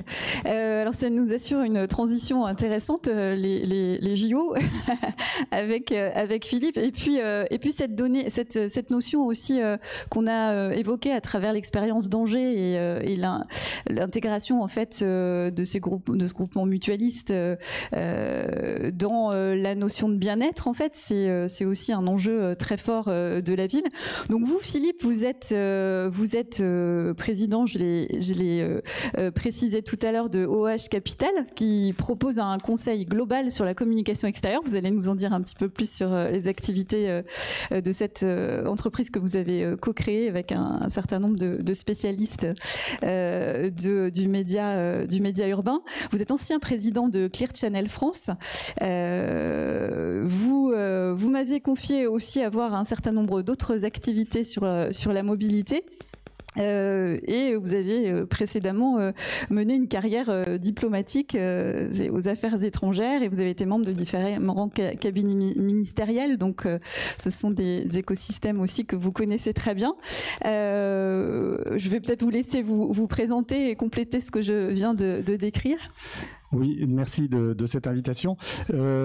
Juste un petit détail, ce matin en arrivant, on n'a pas trouvé de taxi, et donc mon ami David a tout de suite tapé sur Google, et on a bien vite vu que le moyen le plus simple, c'était de venir à pied et en tramway. Donc je pense que ça a aussi des utilités quand on sait s'en servir. Bon, donc heureusement il y avait David, parce qu'il est geek à mort, donc avec lui je l'ai suivi les yeux fermés. Oui, en fait, moi je devrais pas être là en fait, parce que mes métiers précédents, j'ai changé 13 fois de métier, donc j'ai changé pas mal de choses, mais mon métier précédent c'était l'affichage. Bon, alors c'est un média urbain, mais il n'y avait pas forcément grand chose à voir avec la Smart City. J'ai effectivement dirigé une candidature de Paris aux Jeux Olympiques pour les Jeux de 2012, et là il y a effectivement des tas de choses qui se passent, notamment dans le domaine technologique, parce qu'il y a un accélérateur, c'est un accélérateur absolument extraordinaire des technologies dans la ville, dans le pays qui reçoit les Jeux. Bon, on pourra en reparler. Et j'ai été pas mal dans des médias et dans le sport beaucoup.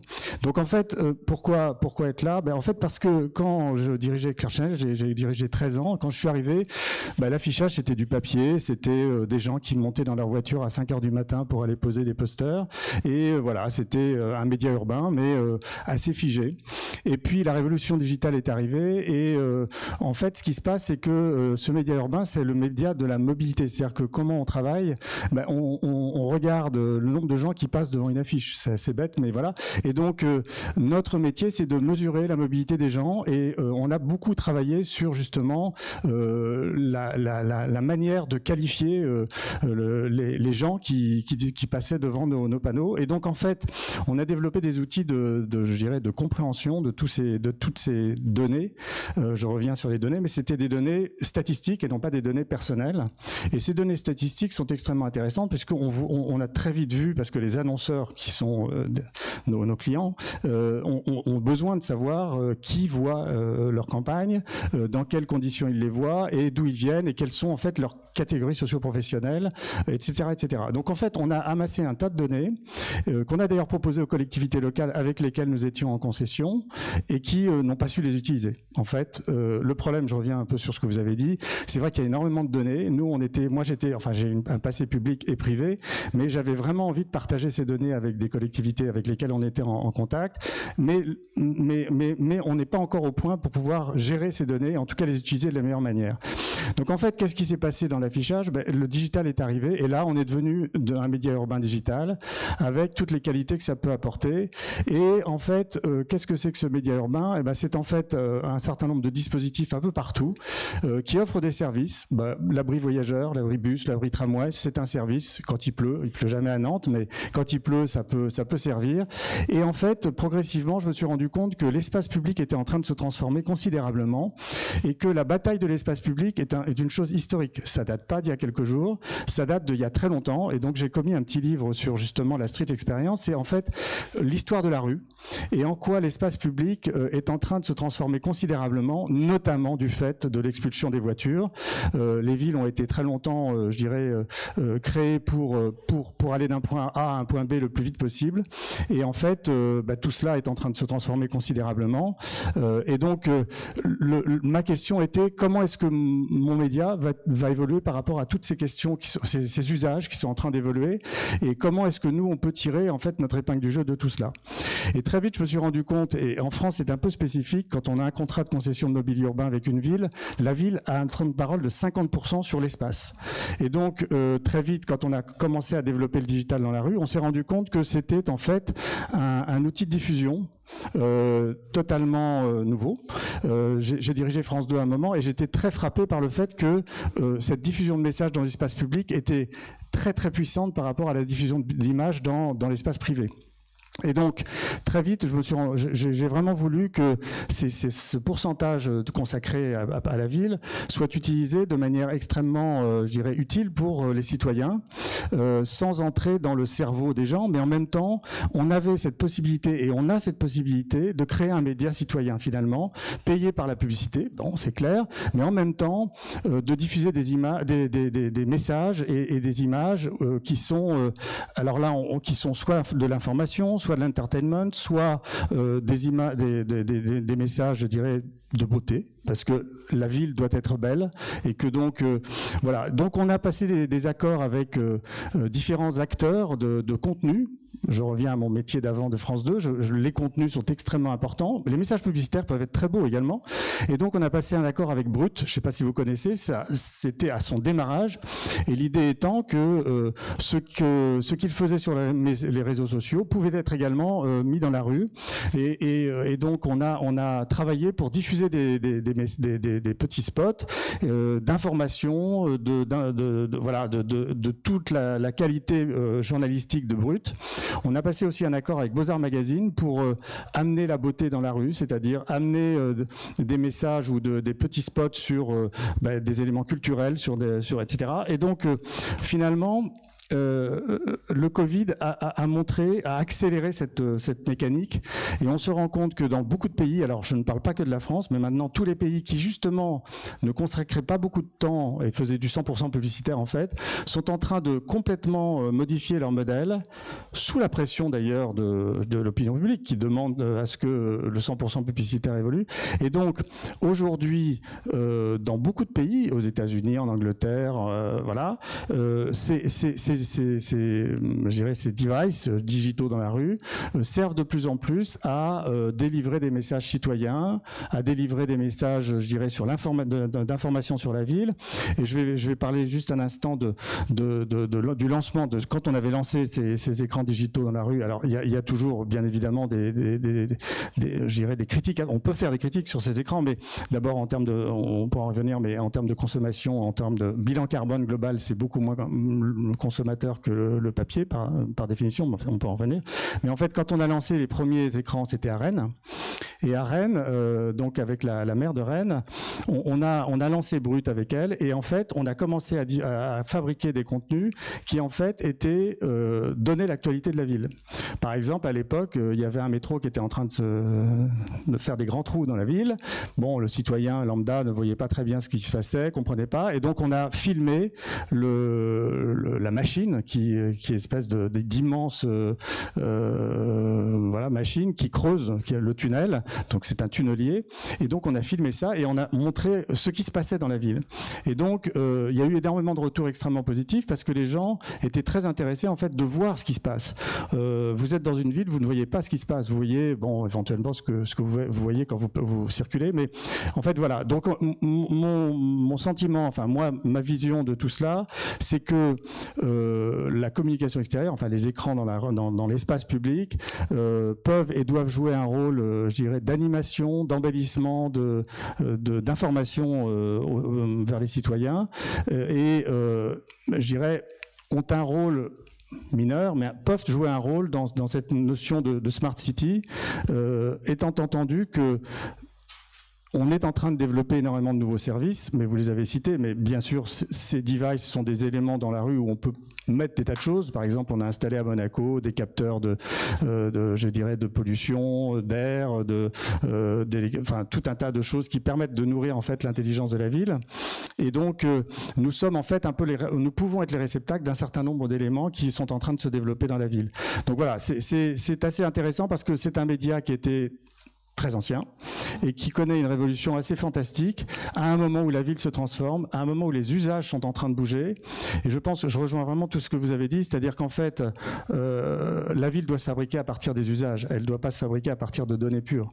Et les usages, c'est extrêmement compliqué à saisir parce que d'abord il y en a des qui sont émergents qui meurent, il y en a qui sont émergents qui se déploient, et donc c'est très compliqué de savoir, en fait, en plus il y a une question de génération, ce qui va vraiment être l'usage qui va émerger dans la ville, et je trouve que ça c'est extrêmement intéressant en termes de démarche. Aujourd'hui, la Smart City, qui est un terme un peu pourri maintenant, il faut bien le dire, il faudrait trouver autre chose, je ne sais pas comment on pourrait l'appeler, mais enfin en tout cas, cette ville qui devient intelligente, elle est bien évidemment, elle doit absolument être au service du citoyen, c'est un peu le thème de mon livre, et deuxièmement, cette ville intelligente, elle doit apporter un bien-être, une facilité de vie, à un moment où beaucoup d'urbains, je parle des Parisiens notamment, une grosse partie des Parisiens, je dirais 70% des cadres parisiens aimeraient partir de Paris. Ce qui est quand même un vrai problème quand vous êtes un employeur. Donc en fait, l'enjeu prochain, c'est de savoir comment on rend la ville beaucoup plus agréable, beaucoup plus accueillante, où il y a vraiment une notion de bien-être. Je pense que la ville de Nantes est quand même super bien placée de ce point de vue-là. Donc les données et l'exploitation des données au service du bien-être, en fait, ce serait l'enjeu. Oui, tout à fait. À condition qu'on soit d'accord sur la mise en œuvre des différents projets et des données qu'on collecte sur soi.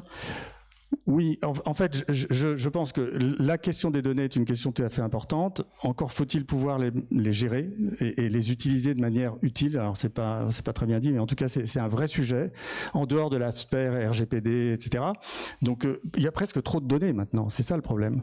Et donc en fait c'est ce tri qui est extrêmement compliqué. Et moi je parlais, on était avec David, avec la ville d'Issy-les-Moulineaux il y a quelques temps, et on disait mais pourquoi, enfin ils sont quand même assez en avance, etc. Pourquoi ça avance pas plus vite? Ils nous ont dit mais parce que tout simplement ces données ne sont pas agrégeables. Elles sont disponibles, mais on n'a pas les outils pour les agréger. On parlait des outils, des données qui viennent des boîtes privées, notamment les données venant des compagnies d'électricité. Il y a énormément de données qui peuvent venir de là. On ne sait pas les agréger à ce stade. Et on ne sait pas les agréger de manière intelligente pour en faire quelque chose d'intéressant et d'utile pour la ville, en dehors de l'aspect usage. Donc c'est quand même extrêmement compliqué. On peut avoir des tendances, mais voilà, je crois qu'on est encore loin. Enfin, il y a des efforts, il y a des avancées considérables, mais on est encore loin de quelque chose de fluide où on recueille la donnée, et puis hop, on sait qu'après on va faire une bonne décision. C'est vachement compliqué, et les politiques sont face à ce problème entre des citoyens, comme vous l'a dit tout à l'heure David, qui sont habitués à avoir la réponse dans le quart de seconde, et une complexité de la ville qui ne baisse pas. Et donc cette donnée, elle peut baisser cette complexité, mais elle ne peut pas l'effacer. Jacques, vous vouliez prendre la parole? Oui, merci. Je voulais rebondir sur cet exemple des données liées à l'énergie.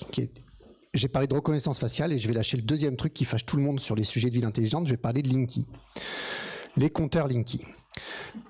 C'est quoi le sujet? Luc a parlé des usages possibles. demain pouvoir débrancher le congélateur, utiliser la batterie de la voiture, utiliser toute l'énergie de façon optimale et en même temps injecter des données qui viennent de l'éolien, du solaire, etc. C'est ça le sujet, c'est d'avoir des réseaux électriques intelligents qui vont nous permettre de faire quoi? De réduire les volumes d'énergie dont on a besoin à tout moment parce qu'on n'est pas discipliné. Parce que chacun, je reviens à ma notion de besoin immédiat par rapport à une dimension d'intérêt général, et le numérique va permettre de réguler tout ça. Et le numérique va être une des réponses à ces grandes transitions qui sont nécessaires. Alors pourquoi je vous parle de Linky? On a tout fait à l'envers. On n'est pas passé loin d'une énorme catastrophe industrielle. On n'y est pas complètement parce que finalement les compteurs sont déployés. Mais avant de vous parler de la France, je vais retourner au Canada, non pas à Toronto, mais dans la province de l'Ontario, où depuis 5-6 ans, on a déployé des compteurs intelligents, les mêmes que les nôtres. Et on a mis en place un système qui s'appelle le Green Button. Le Green Button, c'est quoi? C'est que quand on l'installe chez vous, on vous donne la possibilité qu'un bouton vert, qui en réalité est un bouton informatique, de donner votre consentement pour que les données soient utilisées pour optimiser la gestion de l'énergie et au passage faire de la recherche qui est encadrée, qui est la recherche publique ou la recherche privée sous contrôle public. Et on accepte que nos données personnelles de consommation énergétique soient utilisées. Et puis, l'étape suivante, c'est qu'à partir du moment où on est capable de modéliser la façon dont les consommations énergétiques sont utilisées, eh bien, on a aussi un retour sur sa propre consommation et des incitations à changer ses propres pratiques. On va parler là d'empowerment, d'encapacitation, diraient nos amis québécois. Et on a, à travers la donnée, là, deux choses extraordinaires. La capacité à tout agréger pour comprendre ce qui se passe dans les habitudes de consommation, les modéliser pour pouvoir les corriger, parce qu'on a besoin de les corriger, on ne va pas pouvoir continuer à consommer l'énergie comme on le consomme. Et deuxièmement, la possibilité de mobiliser, d'engager, d'inciter chacune et chacun à changer ses propres habitudes. Et là, pour le coup, la somme des habitudes individuelles corrigées va corriger complètement le système. Eh bien, en France, essayons de lancer ça. Ça fait 4 ans que j'essaye, localement, avec des territoires, nationalement dans d'autres contextes, de dire, bon sang, quand est-ce qu'on a accès aux données de Linky? Et là, tout le monde sort de la salle, il n'y a plus personne. Ah ben non, c'est tellement le bazar, on a tellement présenté le projet n'importe comment, on l'a tellement porté de façon anxiogène, en disant que Linky, ça allait espionner les gens, etc. On a laissé faire, enfin, je vais le dire autrement. Le problème de départ de Linky, c'est qu'on a communiqué en disant « Waouh, super cocorico, on est en France, on a inventé le compteur le plus intelligent du monde. » Et on en a parlé partout. Et après, on a dit aux gens « Ah, excusez-nous, on a oublié de vous dire un truc, on va le mettre chez vous. » Et là, le truc s'est bloqué. Et Linky, d'ailleurs, vous regardez, hein, aujourd'hui, il s'appelle plus du tout compteur intelligent. Il s'appelle compteur communicant, c'est le même, hein, on n'a rien changé. Il s'appelle compteur communicant, il remonte des données, mais ces données, on ne peut pas y accéder. Ici, à Nantes, il y a un Energy City Lab, on ne peut pas accéder à ces données. Pourtant, il y a un cadre de confiance, une charte éthique.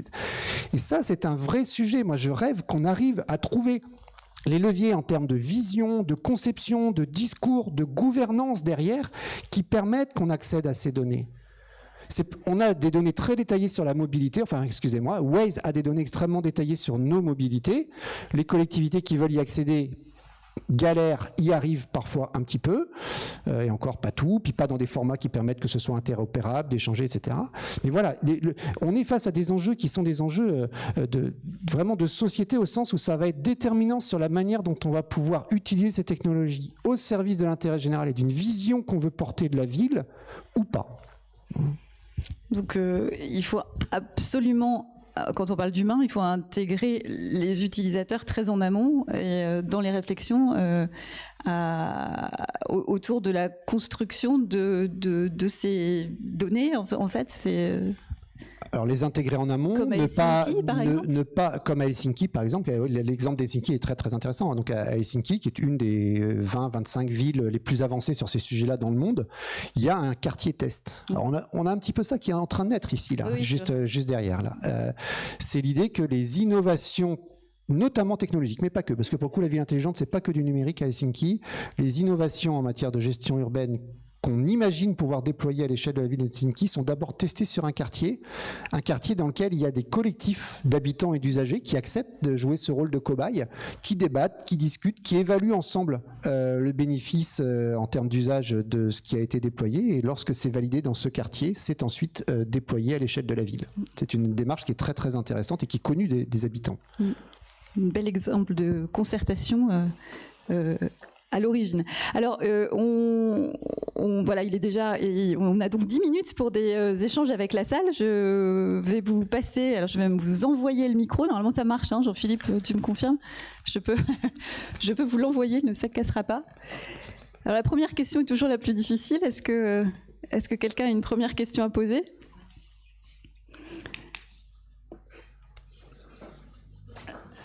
Bon, je suis pas très douée en lancer de... Moi, j'aurais juste une question par rapport du coup à l'aspect plutôt économique, parce que du coup, vous avez beaucoup parlé de convention. Vous l'avez quelque part? D'accord. Ça marche plus. Par rapport à l'aspect économique, c'est-à-dire qu'on a beaucoup parlé de les données qui étaient redonnées, et j'ai l'impression qu'on n'a pas beaucoup expliqué pourquoi elles sont redonnées, parce qu'une partie des services notamment est gratuite, et du coup c'est leur moyen de financer le service. Alors certains le font en plus pour faire du profit, mais comment vous voyez du coup la solution à ce problème, c'est-à-dire qu'on veut des services gratuits, et que de l'autre côté, du coup leur seul moyen pour certains de nos offrir services, c'est de revendre nos données. Dans le cas que je donnais, je pense que en fait, vous avez une activité de service public ou une concession de service public ou autre. Tout ça, voilà, vous mettez dans le cahier des charges que les données sont accessibles et dans l'appel d'offres qui est fait, le concédant est censé, enfin doit donner les données de l'exploitation.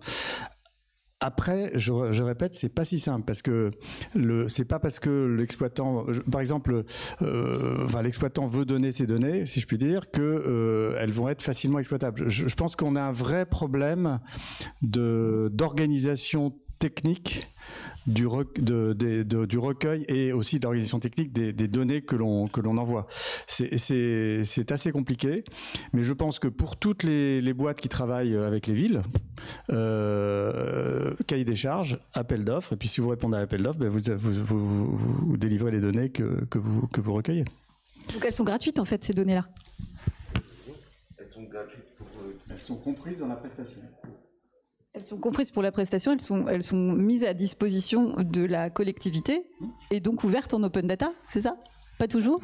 Non, elles sont en fait, elles sont confiées à la collectivité dans des conditions RGPD et tout ce que l'on a pu dire. Anonymisées. Voilà, anonymisées, et ensuite la collectivité l'utilise voilà, à bon escient, si je puis dire. Mais bon, ça c'est tout le débat d'avant.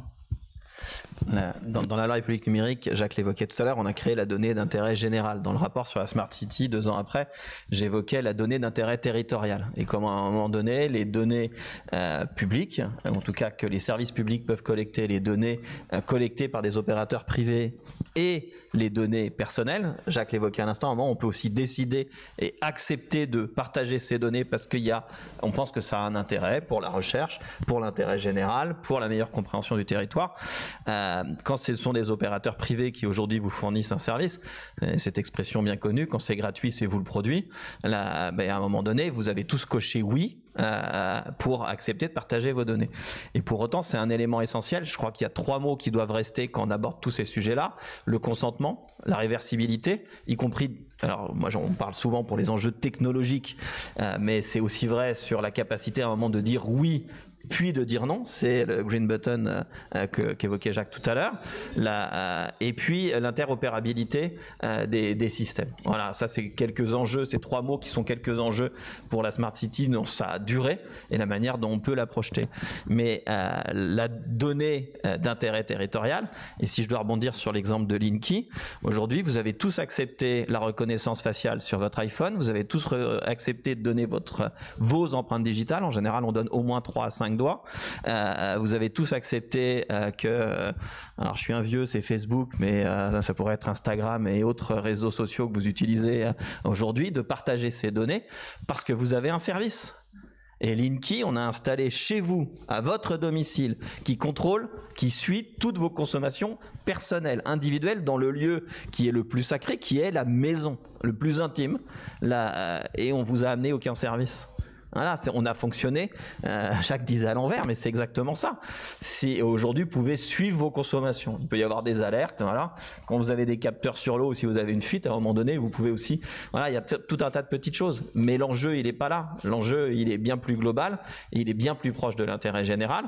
C'est qu'à un moment donné, c'était les exemples que je voulais citer tout à l'heure, c'est que quand on gérera mieux le pic de consommation d'énergie, on pourra supprimer quasiment 25% des centrales nucléaires, parce qu'elles ne sont là que pour gérer le pic de consommation du soir en hiver. Voilà, parce que c'est celui-là où il faut pouvoir alimenter tout le monde. Allez en parler aux Niçois qui sont en fin de réseau électrique chez RTE et qui ont connu 2 blackouts avec des vrais moments où il n'y avait plus d'électricité dans la ville. Donc voilà, on a tous ces enjeux-là et c'est un débat qui revient actuellement, y compris dans la primaire d'un parti dans le cadre de la préparation de la présidentielle sur les enjeux technologiques. Demain, est-ce qu'on a envie d'une 5G? Si on en a envie, c'est pour quoi faire? Est-ce que la 5G est indispensable pour la Smart City ou pas? C'est un débat dans les territoires que tu suis et accompagnes, mais on sait qu'aujourd'hui, cette notion de capteur, qui ou pas la 5G derrière, à un moment, il faut qu'il communique et qu'à un moment donné, on gérera mieux ces questions-là. Et donc, tout le débat, l'appropriation, la compréhension, la capacité à échanger, dialoguer, elle fera la différence. Mais la donnée que vous avez décidé ou pas de partager, cette notion de consentement qui est le cœur du RGPD, très clairement, elle est vraiment essentielle. Mais c'est pour ça que la charte, et je le dis parce que je l'ai poussé à ce qu'il y ait des chartes dans les territoires sur proposition après l'audition de Jacques Priol quand je préparais le rapport. Aujourd'hui, elle a beaucoup de sens parce qu'on peut se l'approprier et demain, y compris, les gens peuvent potentiellement ne jamais la lire. Mais ils savent qu'à un moment, il y a des citoyens qui se sont intéressés et qui se sont assurés qu'il y avait une forme de protection générale et que consentement plus la capacité à un moment de réversibilité et de dire non, je change d'avis, je ne partage plus, mais ce sont des éléments qui sont essentiels dans la vie collective. Est-ce qu'on a répondu à votre question? Le consentement, je la comprends bien, mais elle est déjà présente dans la plupart des services auxquels on se souscrit. Pour autant, ça ne résout pas le problème que si on veut continuer à avoir des services gratuits et qu'on a affaire à des entreprises privées, elles n'ont pas souvent d'autres moyens que de revendre ces données. Qu'est-ce que vous voyez pour que des citoyens, du coup, puissent avoir accès à ces services sans devoir peut-être toutes les payer et en ayant du coup en respect de ces données? Ça, on le compte de leurs données. À chaque fois, maintenant, aujourd'hui, quand les gens services, quasiment, on accepte des conditions qui sont là depuis 10 ans. Voilà. Elles ne les revendent pas aujourd'hui les données, la plupart du temps elles les exploitent elles-mêmes pour cibler de la pub et elles vendent la pub. Donc il n'y a pas des tiers qui récupèrent vos données, même si aujourd'hui il y a des entreprises qui sont en train de se projeter à potentiellement vous faire signer, d'acheter et de vous payer tous les mois pour utiliser l'ensemble de vos données. Il faut savoir dans quel monde on veut vivre demain et comment il est exploité, parce que quand on est en France, on a un a priori où on est relativement protégé. Je travaille depuis maintenant 3 ans avec l'ONU Habitat et on travaille sur ces sujets de numérique et des villes et on a un sommet à Katowice en 2022 et on est en train de travailler sur ces questions-là. Je peux vous garantir que quand vous travaillez avec des pays asiatiques, la notion de liberté et de sécurité n'est pas vécue avec le même curseur que chez nous. Et quand vous voyez comment le Covid a été traité, les applis qui ont été utilisées, et pour pas citer la Chine et le chiffon rouge chinois, j'ai parlé de la Corée, qui est un grand pays démocratique et qui aujourd'hui, Corée du Sud évidemment, ça va de soi, cette notion philosophique dans la culture coréenne, on est bien plus prêt à abandonner une partie de sa liberté au profit de sa sécurité et de la sécurité globale. Et quand vous discutez de ces sujets-là, ils ne sont pas du tout traités de la même manière. Moi, je suis très heureux, je ne connaissais pas l'exemple d'Helsinki, je suis très heureux de ce qui se fait aujourd'hui au Canada, qui est très en pointe sur ces questions-là. On a plein d'exemples. Et Jacques a parfaitement raison. Il y a un modèle à inventer qui est le modèle européen, et qui n'est pas que le modèle sécuritaire ou que le modèle du cash qui existe à côté. Et ce modèle, il doit être inventé. Il est bien plus soucieux de l'intérêt général et de la satisfaction, y compris dans l'intérêt général, des besoins individuels. Philippe, vous vouliez compléter parce que c'est vrai que ce sujet de... Non, mais je rejoins complètement ce qui a été dit, donc je ne vais pas le répéter. Je pense qu'effectivement, il y a un moment où cette troisième voie, il va falloir la creuser. Je pense que les entreprises, en tout cas celles que je connais en France, toutes les entreprises sont prêtes à y aller, parce que faut pas oublier quand même qu'il y a une pression terrible du consommateur sur ces entreprises qui leur vendent des produits, et que donc il y a un moment où ces entreprises vont devoir prouver qu'elles ont une utilité sociale autre que juste leur raison sociale. social. Et moi, j'avais beaucoup de contacts avec des marques, et ces marques sont très soucieuses de ça. Donc, je pense qu'il y a un terreau. Après, tout le sujet, c'est comment ça s'organise. C'est vachement compliqué, parce que, je vous donne un exemple, on travaille beaucoup avec Carrefour, bon, qui est quand même pas une petite boîte, et ils avaient des foultitudes de données, notamment avec leur carte de fidélité. Ils avaient 13 millions de cartes, de gens qui avaient des cartes de fidélité. Ils utilisaient absolument pas cette donnée. Ils savaient pas l'utiliser. Donc, je dis pas que ça sera toujours comme ça, parce qu'ils vont s'organiser, mais il y a en tout cas, et je rejoins ce qui a été dit tout à l'heure, dans les entreprises, moi j'ai fait beaucoup, je connais pas trop mal ce secteur, dans les entreprises aujourd'hui, une notion, je dirais, d'intérêt général qui est en train de s'imposer à la fois du fait des contraintes RSE et autres, mais aussi du consommateur, mais aussi parce qu'il y a un changement de mentalité. Et je suis pas je suis pas béat dans tout ça, mais je pense qu'il y a un terreau. Après, tout le sujet, c'est comment on organise ça, et je pense que ça, c'est de la responsabilité publique. Jacques, vous vouliez compléter ? Je suis complètement d'accord avec ce qui vient d'être dit, et la question de monsieur illustre d'une certaine manière, par le questionnement que vous posez, c'est la question de la mentalité des uns et des autres, de qu'est-ce qu'on a envie d'accepter, de quoi est-ce que nous sommes de plus en plus conscients, parce qu'au départ on l'a peut-être subi, maintenant on en prend conscience et on voit des choses évoluer. Pourtant on est encore aujourd'hui dans un entre-deux. Moi je suis pas contre Google, et j'utilise Google tous les jours. Je dis juste qu'il faut pas laisser Google, faut pas leur laisser les clés du camion pour construire des villes. On peut leur laisser les clés du camion pour beaucoup d'autres choses, et ils le font très bien, ils le font d'ailleurs mieux sans doute que beaucoup d'autres solutions, mais pas pour construire des villes, pas pour définir l'intérêt général. Donc on est dans une période où il y a des effets de balancier, et aujourd'hui on a des acteurs qui offrent des services gratuits, qui collectent massivement des données exclusivement pour les revendre. Pour le coup, je vous rejoins, je vous donne un conseil. Alors, ça va être un peu dur de balancer comme ça. C'est un beau service public, c'est Météo France. Je vous conseille d'aller voir les conditions générales d'utilisation de Météo France. Au moment où vous dites accepter pour le RGPD, au lieu de cliquer sur accepter, vous dites allez voir. Et dans allez voir, vous allez taper sur la liste des partenaires auxquels les données sont revendues. Et la donnée essentielle, c'est que pour utiliser l'application Météo France, c'est votre géolocalisation. Donc Météo France n'a rien à vous vendre. Par contre, ils revendent votre donnée à des acteurs qui en ont un usage multiple et varié. Vous verrez, la liste est quand même très impressionnante, et il y a des destinataires, on se dit, ça n'a quand même rien à voir avec la météo et rien à voir avec le service public. Et Météo France est en déficit. Et Météo France est en déficit, et tout à fait. Et justement, l'une des questions majeures pour Météo France, comme ça a été le cas pour l'Institut géographique national, on était hier avec le PDG de l'IGN à la Cité des Congrès à Nantes, comme ça a été le cas auparavant avec l'INSEE, c'est de savoir si la mise à disposition des données, en l'occurrence de la météo, est-ce que c'est un service d'intérêt général?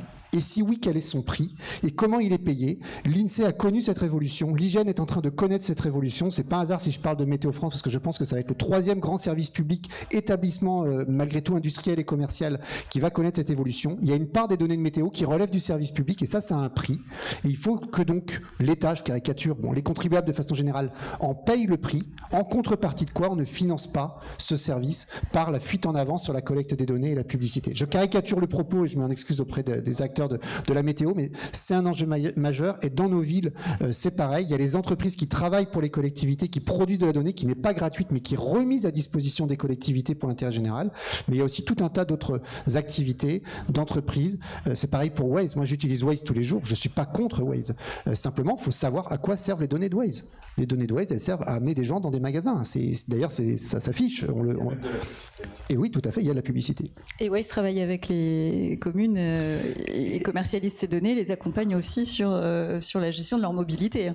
Waze essaye d'amadouer les communes dont les plans de circulation ont été un petit peu massacrés, comme Luc l'a rappelé tout à l'heure, et donc Waze propose des données, mais là aussi, la question que posait Philippe tout à l'heure de comment on l'utilise est très compliquée, parce que les données de Waze, très sincèrement, elles ne sont pas exploitables. Voilà, c'est des informations intéressantes, mais elles ne sont pas utilisables dans des modèles où on va pouvoir les implanter, les croiser avec les données de circulation, etc. C'est ce qui est un vrai paradoxe. Waze a son propre format de données, et si on n'utilise pas leur propre format de données, point de salut. C'est un moyen détourné de ne pas mettre les données à disposition. Si on doit être un peu paranoïaque. Un peu cynique. Ces données que commercialisent tous ces acteurs, en fait, ce sont les nôtres. Est-ce que dans les modèles notamment étudiés à l'Europe, on ne pourrait pas avoir un portefeuille, une rémunération, un peu comme YouTube rémunère de bonnes audiences? C'est à l'étude, ça? Alors, pas la rémunération. Je vais essayer de régler cette question-là de façon brève. juridiquement, nos données personnelles sont considérées comme étant, on parle vraiment des données personnelles, données de santé, données biométriques, mon adresse, mon âge, etc. Ça fait partie de nous-mêmes. On considère que nos données personnelles font partie de notre identité. Alors c'est un cheminement juridique assez complexe et c'est inaliénable. On n'a pas le droit de vendre ces données personnelles de la manière que j'ai pas le droit de vendre un rein ou de vendre une main. Voilà, ça, c'est pour le cadre global. Pour autant, il y a des réflexions autour de la maîtrise, et ça fait partie des nouveaux droits dont Luc a parlé tout à l'heure, de la maîtrise et de la gestion du consentement tout au long de la vie de la data, d'une certaine manière. Et c'est des réflexions autour d'un mouvement international qui s'appelle MyData, qu'on a décliné en France avec le Self-Data Territorial. C'est des expérimentations par lesquelles on va mettre des données personnelles à disposition à un moment donné à des fins d'intérêt général. Un très bon exemple, à la ville de Hanovre, aujourd'hui, énormément de cyclistes, par des applications, par une puce GPS, par différents systèmes, mettent à disposition tout leur trajet en vélo pour pouvoir aider les pouvoirs publics à réfléchir à la meilleure implantation demain des pistes cyclables. Voilà un exemple qui est intéressant, et ce genre de choses, on pourrait les multiplier, et c'est vraiment des démarches qui, à travers l'altruisme des données qui est en discussion à l'échelle européenne, pourraient trouver une traduction à la fois pour des entreprises qui mettraient des données à disposition à des fins d'intérêt général et des particuliers, donc ce self-data, cette maîtrise personnelle. C'est pas simple parce qu'il faut des solutions technologiques derrière. Ça veut dire quoi? Mes données, elles sont où? Dans un petit coffre-fort numérique dont j'ai la clé, comment ça marche? Il faut déjà être un peu geek, et puis voilà, du coup on se retrouve uniquement avec 1 ou 2% de la population, et c'est pas l'objectif. Le but du jeu, c'est que ça concerne le plus grand nombre. Donc on creuse. Avec des cas d'application comme le Pay as you drive, qui est une forme de dérivé de cette notion de self-data. Mais c'est un des vrais enjeux du débat, le Pay as you drive. Si on s'assure avec un boîtier GPS que quand on croise les données d'indication des feux au moment où ils sont rouges ou verts dans une ville, et que vous êtes passé à ce moment-là et que vous êtes bien arrêté au feu vert, on peut considérer que vous êtes un conducteur prudent et potentiellement vous faire payer moins cher votre assurance. Alors quand on parle de la voiture, on peut se dire, bon, après tout, pourquoi pas, après tout, c'est les bons conducteurs payent toujours pour les mauvais, enfin, vous connaissez ça par cœur. La question derrière, c'est quand on commence à étendre ces sujets-là à d'autres questions, et à la question de la santé, c'est un sujet qui est énormément revenu ces derniers mois et qui est en train de revenir en ce moment avec ceux qui sont vaccinés, ceux qui ne le sont pas. Ceux qui décident de ne pas se vacciner, ben, ils vont à l'hôpital. Là, ici, ils sont malades, on les soigne. Là, demain, comment on traite ces questions-là à un niveau beaucoup plus individuel? Quelqu'un qui décide de ne pas faire de sport alors que son médecin lui a conseillé de le faire, et qui demain blesse la cheville alors qu'il aurait dû faire 3 mois de rééducation et qu'il les a pas fait. Là, à un moment donné, est-ce que son assurance ou sa mutuelle peut dire bah, stop, t'as pas suivi? Et donc tous les capteurs que vous avez sur vos habitudes, vos consommations, combien de fois vous avez badgé à l'entrée de la salle de sport, combien de fois vous avez utilisé l'appli où votre montre a pu constater que vous avez fait votre jogging hebdo, là ben voilà, à un moment donné il faut qu'on fasse extrêmement attention, parce que quand on parle de la voiture et du Pay as you drive, on peut se dire mais pourquoi pas, mais jusqu'où on va? Est-ce que ce sera le mot de la fin? Est-ce qu'on peut prendre peut-être une toute dernière question, parce que là on a complètement explosé nos horaires. J'essaye. Ouh là là, pardon. Merci. 1, 2, 3. Bonjour. J'avais une question. Notamment, on a parlé de l'utilisation des compteurs Linky, donc on a de la donnée qui est traitée. On a la loi climat 2021 qui est apparue, notamment pour les bâtiments, tout type de bâtiments, aussi dans le domaine des particuliers. J'avais une question. Pourquoi ces données, elles sont pas traitées, étant donné qu'elles sont accessibles? On parle d'un parc d'environ 500 000, voire 1 million de bâtiments qui doivent être rénovés parce qu'on a des problèmes énergétiques. On possède des Linky, des compteurs qui sont disponibles chez des gens qui suivent de la donnée. Où est-ce qu'elle est la marge de possibilité, en tout cas sur une question qui est de l'intérêt général? Bon, je pense qu'on va y venir. Ça va prendre un petit peu de temps parce qu'il faut qu'on règle cette contradiction que nous portons, chacune et chacun d'entre nous, de savoir à quel moment des données peuvent être utilisées parce que l'intérêt général prévaut et de quelle manière elles peuvent être utilisées. On va y arriver. Sur les questions énergétiques, il y a un petit peu plus d'1 an maintenant est sorti un rapport que moi je trouve extrêmement intéressant et très bien écrit, d'ailleurs il n'est pas très technique, je vous incite à le lire, du Conseil national du numérique, qui dit que les données qui vont nous permettre de piloter les trajectoires d'évolution évolutions environnementales, pour faire, enfin globalement, vous voyez ce que je veux dire, doivent être toutes considérées par principe comme étant des données d'intérêt général. C'est un premier pas. La deuxième question, qu'on a un petit peu évoquée, c'est une fois qu'on a dit ça, on fait quoi ? Parce que la donnée d'intérêt général, ça veut dire quoi? Est-ce que ça veut dire que du coup, on doit pouvoir y accéder automatiquement, dans n'importe quelle condition? À quel prix? Parce que donnée d'intérêt général, ça ne veut pas dire qu'elle est gratuite au passage. Hein. Alors c'est très intéressant, et Luc a piloté des débats à l'Assemblée nationale sur ce sujet très en avance de phase, il y a 5 ou 6 ans. Et le mot qui a été retenu, c'est donnée d'intérêt général et pas donnée d'utilité publique. Parce qu'en France, quand on dit utilité publique, c'est autre chose. Quand il y a une enquête d'utilité publique, si on conclut à l'utilité publique, derrière, il y a expropriation. Vous voyez ce que je veux dire? On va sur des choses qui vont être automatiques. Donc on est sur cette notion d'intérêt général, avec des avancées qui sont en train de se faire dans la réflexion du législateur. Il y a eu un très bon rapport d'un député au mois de décembre sur ce sujet-là qui fait avancer aussi un petit peu le sujet. Il y a un médiateur à la donnée d'intérêt général qui vient d'être nommé au niveau ministériel, qui va aider des acteurs à rencontrer des acteurs privés, des entreprises, pour dire voilà, ces données-là, on en a besoin, comment on peut faire? Et donc ça progresse. Et il y a le cadre européen, Data Governance Act, retenez ce nom-là, 2022, altruisme de données, création d'organismes qui vont avoir la responsabilité de gérer en transparence et en éthique ces données. C'est important et on ne peut pas brûler ces étapes-là. Parce que les données de Linky, si on dit, y compris données personnelles, alors il y a celles des bâtiments publics, celles-là, elles sont traitées aujourd'hui. Objectivement, il y a énormément de choses qui sont faites. Mais les données personnelles, si on dit à partir de maintenant, elles sont mises à disposition parce qu'il faut qu'on lutte contre le réchauffement climatique. Après, toutes les polémiques qu'on a eues sur Linky en matière d'intrusion sur la vie privée, vrai, pas vrai, plutôt pas vrai d'ailleurs, hein, quand on regarde maintenant objectivement que la polémique est retombée, il y a eu beaucoup de bêtises de raconter sur le sujet, eh bien ça ne marchera pas. Ça sera bloqué par plein de gens qui, à juste titre, sur la base des informations dont ils disposent, vont dire « mais attendez, c'est pas normal, et j'accepte pas ». Donc il faut faire cheminer tout ça. C'est pour ça que moi j'adore cette démarche du Green Button dans la province de l'Ontario. Pour moi c'est vraiment un modèle. Au Royaume-Uni il y a également un mouvement qui est engagé là pour qu'on puisse ouvrir et accéder aux données de consommation individuelle, mais pas au sens je sais que chez vous on a allumé la télé à telle heure, écouté la radio sous la douche à telle heure. Au passage Linky permet pas de faire ça, hein, on le sait pas. Mais c'est un petit peu le sentiment qu'on peut avoir. Donc un tout petit peu de temps, mais c'est vraiment en route. Je crois qu'il y a une lame de fond en Europe sur ce sujet qui est en train d'émerger. Merci beaucoup Jacques. Est-ce qu'une toute dernière question? Non? Non, alors merci beaucoup à tous les trois, à tous les quatre d'avoir nourri ce débat passionnant, ouvert des questions. On va suivre de près l'altruisme des données et cette notion de données d'intérêt général pour éviter une ville automatisée, aseptisée et apolitique, puisque c'est absolument pas le sens qu'il faut donner à l'histoire. Je pense que vous aurez tous très bien compris ce sujet à travers nos échanges, même si les cas d'usage sont très riches et que l'on va pouvoir continuer à développer tout un tas de services et à nourrir des startups aussi autour de ces... puisqu'il y a aussi tout un tas d'activités économiques qui découlent directement de cet usage de données dans les villes. Ah, dernière question, pardon. Oui. C'est vache. On a vu le... C'est une manœuvre basse.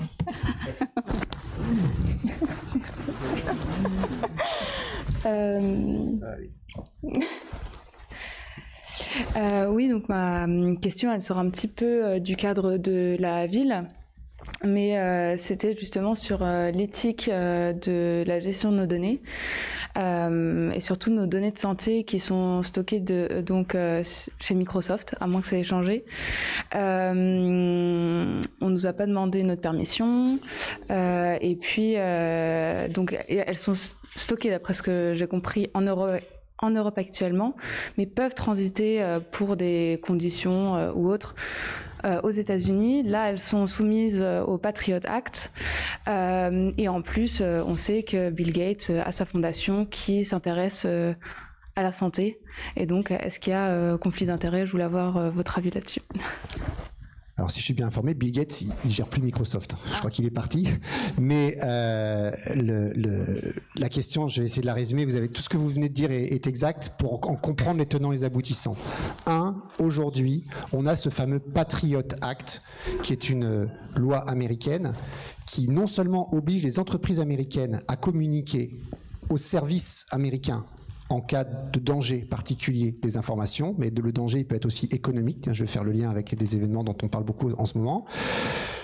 Mais ce qui est pire, c'est que cette loi elle oblige les entreprises américaines à transmettre ces données aux services américains, y compris lorsqu'elles sont basées en Europe, alors qu'en Europe, elles sont supposées être sous le régime du RGPD. C'est la raison pour laquelle, aujourd'hui, il n'y a plus d'accord de coopération sur la sécurité des données entre les États-Unis et l'Europe, alors qu'il y en avait précédemment. Et la Cour européenne de justice, en raison de cette situation, a fait tomber les accords qui existaient. Sur les données de santé, ce dont vous parlez, c'est ce qu'on appelle le Health Data Hub. C'est le grand système français dans lequel on rassemble toutes les données de santé des Françaises et des Français. C'est un système extrêmement sophistiqué, très contrôlé. Le Health Data Hub ne peut pas mettre de données à disposition d'un laboratoire de recherche public ou privé, d'une entreprise, ne peut pas mettre de données sans un contrôle préalable de la CNIL qui porte sur deux choses, qui vérifie que les données vont être utilisées à des fins d'intérêt général et que les données personnelles seront protégées. C'est un système très sophistiqué. Il se trouve qu'au moment où le Health Data Hub a été créé et qu'il a fallu héberger les données, le choix a été fait de retenir une solution effectivement Microsoft, en l'occurrence qui s'appelle Microsoft Azure, c'est-à-dire le Microsoft basé en Europe. Voilà, il y a Microsoft partout dans le monde et Microsoft basé en Europe, ça s'appelle Microsoft Azure. Et qu'à cause du Patriot Act, il y a effectivement ce risque. Donc c'est en train d'être changé. Le Conseil d'État est intervenu, la CNIL est intervenue, et il y a 2-3 années pour transférer l'ensemble de ces données dans un système d'hébergement français ou européen en tout cas. Ça sera le cas. Il se trouve qu'aujourd'hui, alors ça fait un peu polémique parce que certains disent non mais on est prêt, on peut le faire tout de suite. A priori, les conditions ne semblent pas être tout à fait réunies pour que ça puisse être fait immédiatement, mais c'est en voie de règlement. S'il n'y avait pas eu la pandémie du Covid, on aurait peut-être moins parlé, ça aurait eu moins d'impact là actuellement, mais c'est une vraie difficulté et les hauts fonctionnaires, les chercheurs, les médecins qui travaillent dans le Health Data Hub ne sont pas du tout là pour brader nos données et sont bien conscients de ces enjeux, et c'est des gens qui ont une approche éthique de la donnée avec le plus haut niveau d'exigence. Juste 15 secondes puisqu'on doit conclure. Puisque le sujet vous intéresse, je vous enverrai vers le site de la Villa Numéris qui publie la semaine prochaine un rapport sur les transferts transfrontaliers de données. C'est vrai qu'on est sur un terreau hautement instable d'un point de vue juridique, mais aussi technologique parce que ça change en permanence et qu'aujourd'hui vous avez des entreprises qui ne savent pas véritablement à quel sein se vouer et qui n'ont pas forcément une direction juridique ou des conseillers qui les accompagnent. Et donc on est en train d'élaborer un code de bonne conduite pour permettre à ces entreprises, avec les meilleurs avocats, avec des personnalités de la CNIL en particulier, pour effectivement tenter d'y voir plus clair et permettre à des entreprises malgré tout de porter et de mener leur business. Et c'est là, et à la lumière de notre débat, qu'on a un cadre de confiance aussi à élaborer. C'est vrai que plus on se rapproche du citoyen, plus on est en confiance. Mais quand on parle de souveraineté numérique et de nombre suffisant et nécessaire pour porter des services sur la base de données, on imagine bien que ça ne va pas se faire uniquement dans un quartier ou dans une ville et qu'on a besoin d'un cadre peut-être plus large. Et on sait bien que c'est celui de l'Europe. Et donc comment on arrive à concilier le plus petit et le plus gros en même temps? Et c'est le défi des années à venir, comme vous l'avez très bien souligné. Et c'est pour ça que je vous enverrai vers un deuxième rapport à publier, qu'on va publier dans les semaines qui viennent, de nos travaux qui ont été pilotés par Philippe Baudillon sur les villes et leurs jumeaux numériques, puisqu'on a un tas de données disponibles. Plutôt que de faire un quartier ou un proof of concept, certes à côté, mais qui va malgré tout demander du temps, est-ce qu'on peut le modéliser de manière numérique pour anticiper ce qui adviendra des problèmes inhérents à de la construction, pour permettre de faire rentrer les citoyens dans ce modèle. Et aujourd'hui, les données permettent de modéliser un quartier, permettent même de modéliser un homme. Et plutôt que d'aller vous opérer et d'arriver à l'aveuglette au sein de votre corps, des médecins demain auront beau jeu de s'entraîner peut-être sur le modèle numérique de votre propre corps, dès lors que ça serait accepté, dès lors que la loi le permettrait. Et on a la chance d'être dans un pays où nous avons cette conscience, et même dans un continent, et donc profitons-en pour avoir ces débats comme nous l'avons eu ce matin. Merci à Anne en tout cas d'avoir animé avec brio cet échange. Merci à vous surtout. Merci beaucoup. Merci à tous. On peut continuer peut-être quelques échanges si vous voulez vous rapprocher de nos tables. On se retrouve donc au premier étage pour la suite de cette matinée consacrée à l'agriculture urbaine. Je fais écho à ce que tu disais sur l'Europe. C'est aussi potentiellement une source de financement sur toutes ces questions qui peuvent aussi faciliter la vie des villes moyennes, parce qu'il y a un autre sujet qu'on aurait pu aborder, mais on en aurait pu aborder tellement d'autres. C'est la notion de fracture numérique des villes entre elles, hein, parce que c'est vrai, quand on est une grande métropole, on peut développer des services formidables. À l'échelle des plus petites villes, c'est pas forcément le cas. Donc voilà, c'est aussi des choses pour lesquelles l'Europe peut être un acteur important et fort. Merci à tous, et puis on se retrouve au premier étage pour jouer au Lego. À tout de suite.